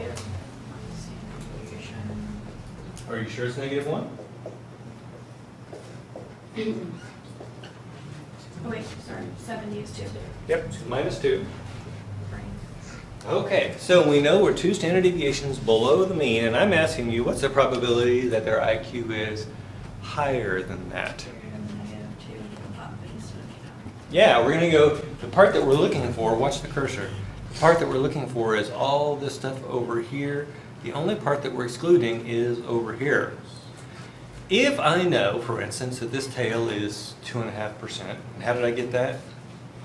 100 minus 95 divided by 2, right? So I know this tail is 2.5%, and I'm interested in everything but that tail. What can I do? Yeah, 100 minus 2.5 gives me 97.5%. Okay, let's put this in a real world kind of situation for you. Assume that you have just taken an IQ test and your IQ is 145. Do you feel good about yourself?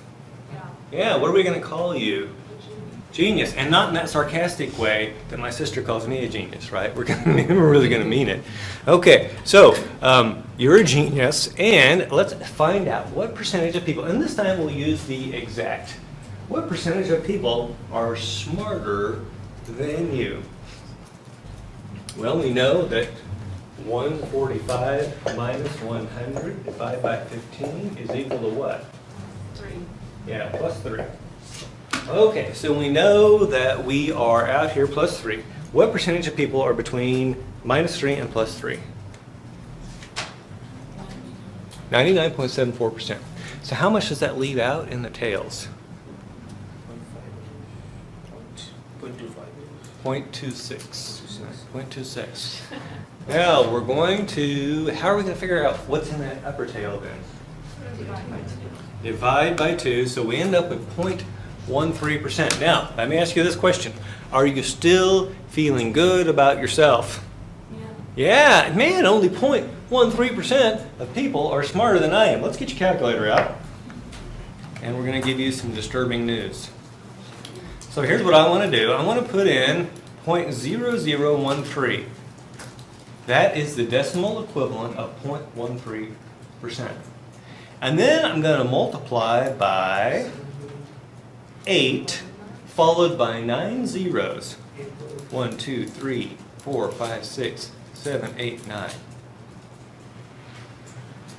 Why are we doing 8 billion?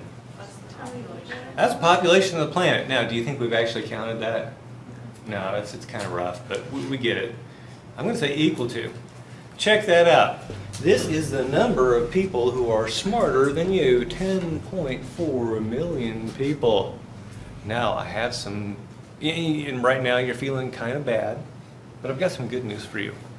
At least a portion of those people are out in the middle of nowhere, where they have no power, no internet, probably no school. And so you're probably not going to have to compete with them. But the rest of those people are definitely your competition. What's that? Yeah. Now the good news is that here in this country we have lots of opportunities, right? So you can still find a place, no matter where you're at on the spectrum, you can still find a place. Questions? Okay, now let's take this to returns. And for large stocks, on the chart we had earlier, the mean was 11.8%. So that's what we're going to put right in the middle. And then, can anyone tell me what the standard deviation is just looking at this chart? How would you find how much one standard deviation is just looking at this chart? 20.5%. 20.5. How did you get that? 32.3 minus 11.8. Yeah. So she started out saying, well, I know the plus one standard deviation is 32.3. I'm going to subtract 11.8 and get 20.5. I can check her work by taking 11.8 minus 20.5. What do I get? Minus 8.7%. So here's how the problems would be worded. What's the probability that you get a return between minus 8.7% and 32.3%? The probability is what? 58%. what is the probability I would get a return between minus 29.2% and 52.8%? How much? 95, very good. And then what is the probability I would get a return between minus 49.7 and plus 73.3%? 99.74, right? Okay, so now let's talk about one reason that we know the stock returns are not truly normally distributed. What is the lowest a stock return can ever be? Oh, I wish it were 0, right? My portfolio has actually shrunk over the last 6 months, which means my return was negative. Now, what is the lowest return you can possibly have then? Yeah, the amount you put in, which would be 100%, right? So minus 100%, we know stock prices can only go to 0. The reason they can only go to 0 is because of limited liability. And so the most you're ever going to lose on any given day is 100%. If everything just went to 0, boop, you've lost 100%. And so we say that over here on the left-hand side, this thing is truncated, which means it's just cut off. Truncated on the left-hand side at minus 100%. Okay, now let me tell you the other thing that we know about the distribution of stock returns. We say that this distribution for stock returns has fat tails. Fat tails. What do we mean by that? We mean that there are more observations way over here and way over here than there should be if this thing were perfectly normally distributed. And so, is this thing a perfect normal distribution? No. Could we even test whether or not it is? No, we don't have enough data. We already know that it's truncated. We don't have enough data to know whether those fat tails are just an outlier that'll work itself out over time. If you were to live another 10,000 years, you might have a good idea. I don't plan to be around that long. Okay. So, now let's go with some more difficult type things. What if I ask you, what is the probability that the stock will not lose more than 8.7%? What's the probability the stock will not lose more than 8.7%? So how many standard deviations below the mean am I? 1. And we're looking for not. And so what we need to do is find out what's in this tail over here and subtract from 100%. And so that's plus or minus 1 standard deviation, which means that it's 68% in the middle, which means 16% in each tail. What's 100 minus 16? 84%. And so there is an 84% chance that this stock will not lose more than 8.7%. Now, a lot of times students get freaked out because the way that question is worded, do you ever see a negative sign in it? No. How did I know to put the negative sign? Lose. When a stock loses a percentage, that is a minus, right? Okay, what if I ask you, what is the probability that a stock's return will not exceed 52.8%? Yeah, so we got to figure out what's, so 52.8% is plus 2 standard deviations. By the way, I could be doing the same thing here. 52.8 minus 11.8 divide by 20.5. So I've got 31 or 41 divide by, oh wait a minute, is that 31? 52.8, you're right, it's 41. I just had a moment there. Okay, so 41 divided by 20.5, what is that? 2. So we know we're plus 2 standard deviations. We know that between plus and minus 2 is 95%.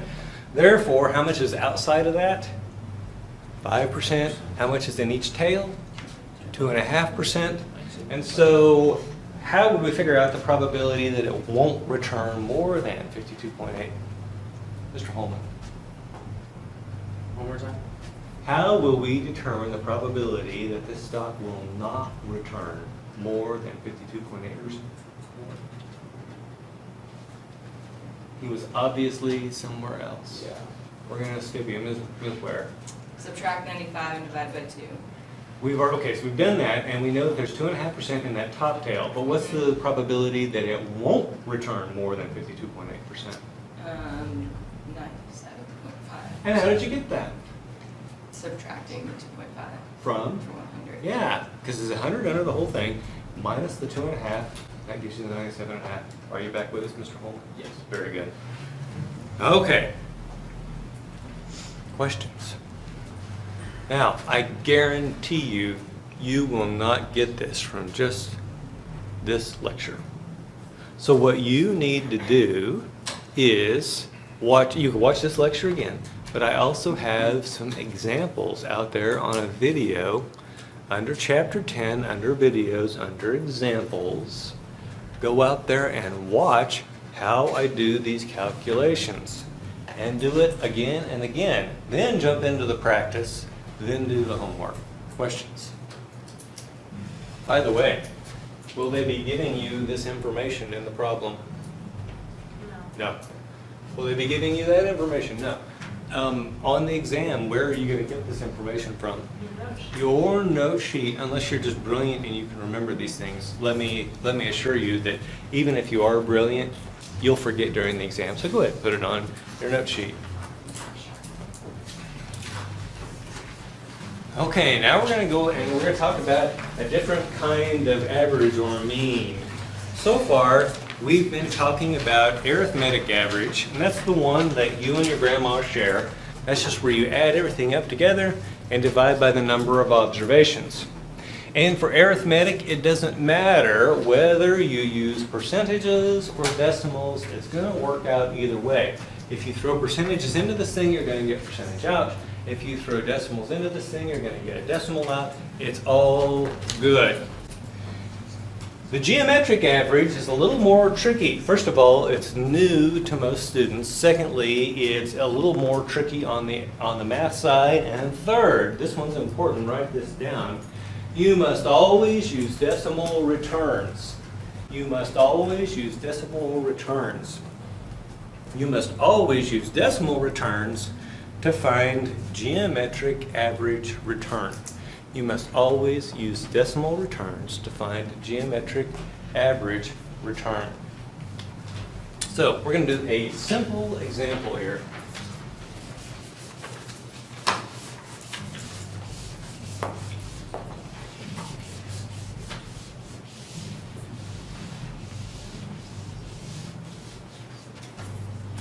So we have a portfolio, and at time 0, the value is 100. At time 1, the value is 50.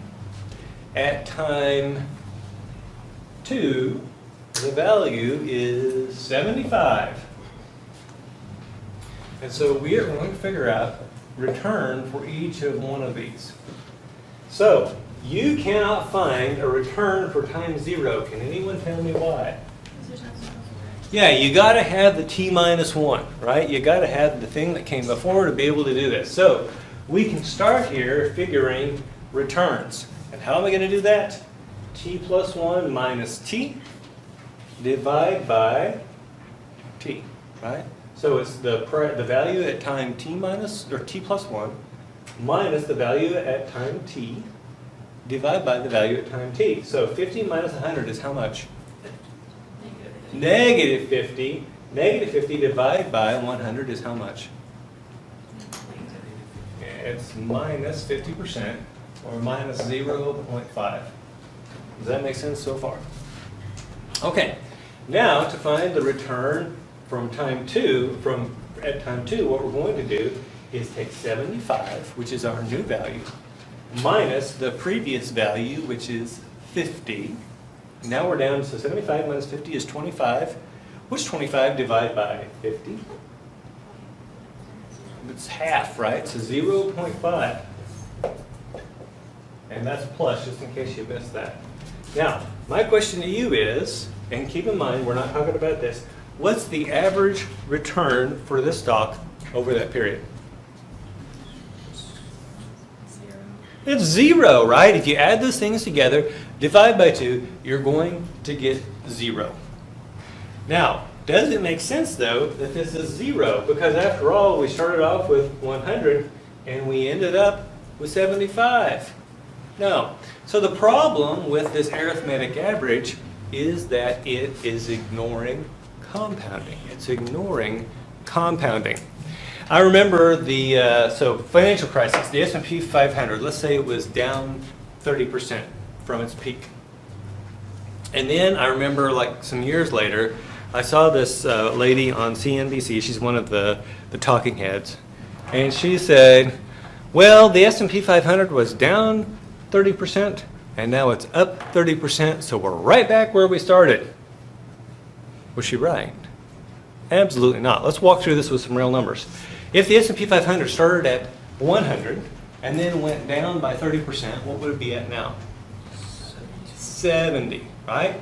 Now, if it goes from 70 and goes up 30%, what's 30% of 70? 21. And so now I add 70 plus 21, I get how much? 91. I'm still down 9% from the high. Does that make sense? So that's the problem with with arithmetic average. Now, don't get me wrong. Arithmetic average is still quite important. It does answer questions for us, and whenever we make statistical calculations, we always use arithmetic average. For instance, when we're doing the normal distribution, it's always the arithmetic average. Now, let's talk about the geometric average. Remember the geometric average, let's go back up and look at the formula one more time. What we're going to do is take 1 plus the return, and we're going to do that for all of them. And we're going to multiply all those together, and we could have, let's say, n of them. So if n is 5, we're looking at, there would be 5 of these 1 plus r terms. Multiply them all together, and then we're going to take it to the 1 over n power. If n is 5, we're taking it to the 1 over 5 power. And then we're going to subtract 1. Now, why are we subtracting 1? Remember how we added 1 to everything before? Now we're going to subtract 1 to get back to a raw decimal percentage, or a raw decimal. Okay, so that is how we're going to get geometric average. So now let's talk about how we're going to do this.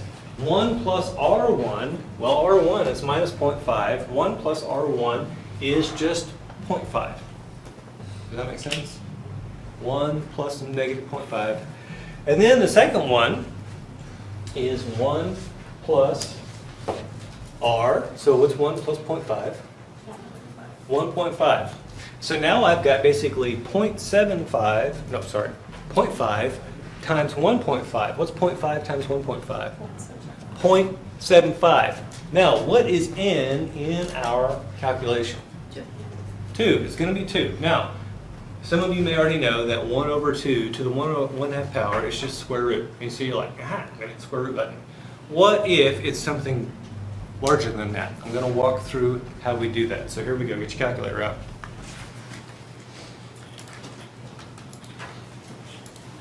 So I'm going to say, if you want to do this whole thing in your calculator, here's what I would do.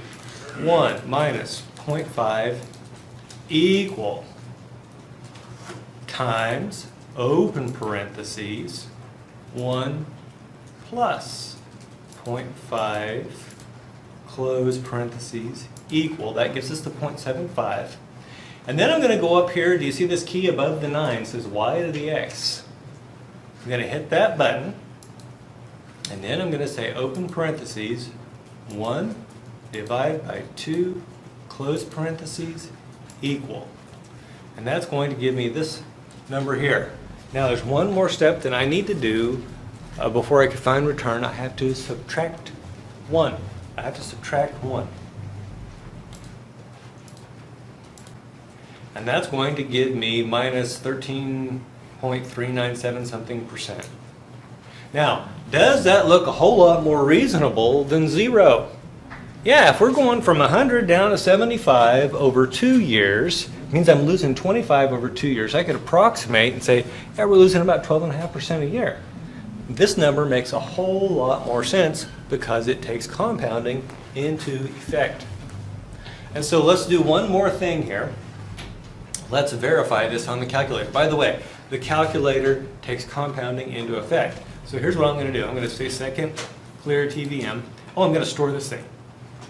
Actually, I'm going to multiply by 100 and store 1 because we're going to have some fun with that number here in a minute. Now, I'm going to say second clear TVM. We've got 2 years worth of data, 2n. We're starting off with 100, negative, present value, 75, future value. Why did I make those different signs? They're cash flows in opposite directions. It's the sign, what's it called? Yeah, it's the way the calculator works. For some reason that word's escaping me. Conventions. Convention, thank you. It's a sign convention on the calculator. Okay, now what I can do is compute I per y. Does that number look familiar? Yeah. Minus, recall 1. We're going to see how much difference there is. There is no difference. So this is going to give you that same outcome because it takes compounding into effect.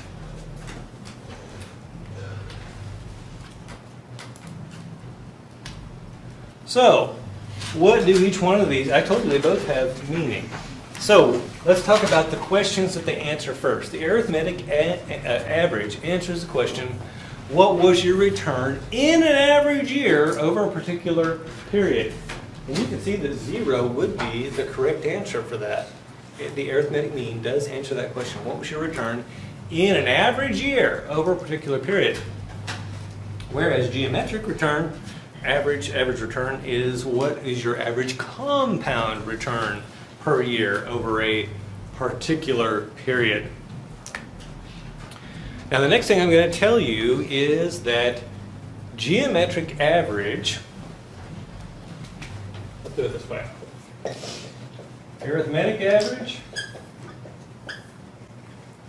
is greater than or equal to geometric average. Now, how could it be equal to? What if we had no change whatsoever? So the standard deviation is 0. This thing is just constantly at the same return. And so let's say that this was 0.08, 0.08, 0.08, 0.08, 0.08. So that's 4 0.08s, right? So can anyone tell me what the arithmetic average would be? Oh, come on, Ms. Wallaby. 0.08, right? You didn't even have to use your calculator, I hope, for that. But let's go and look at the geometric average.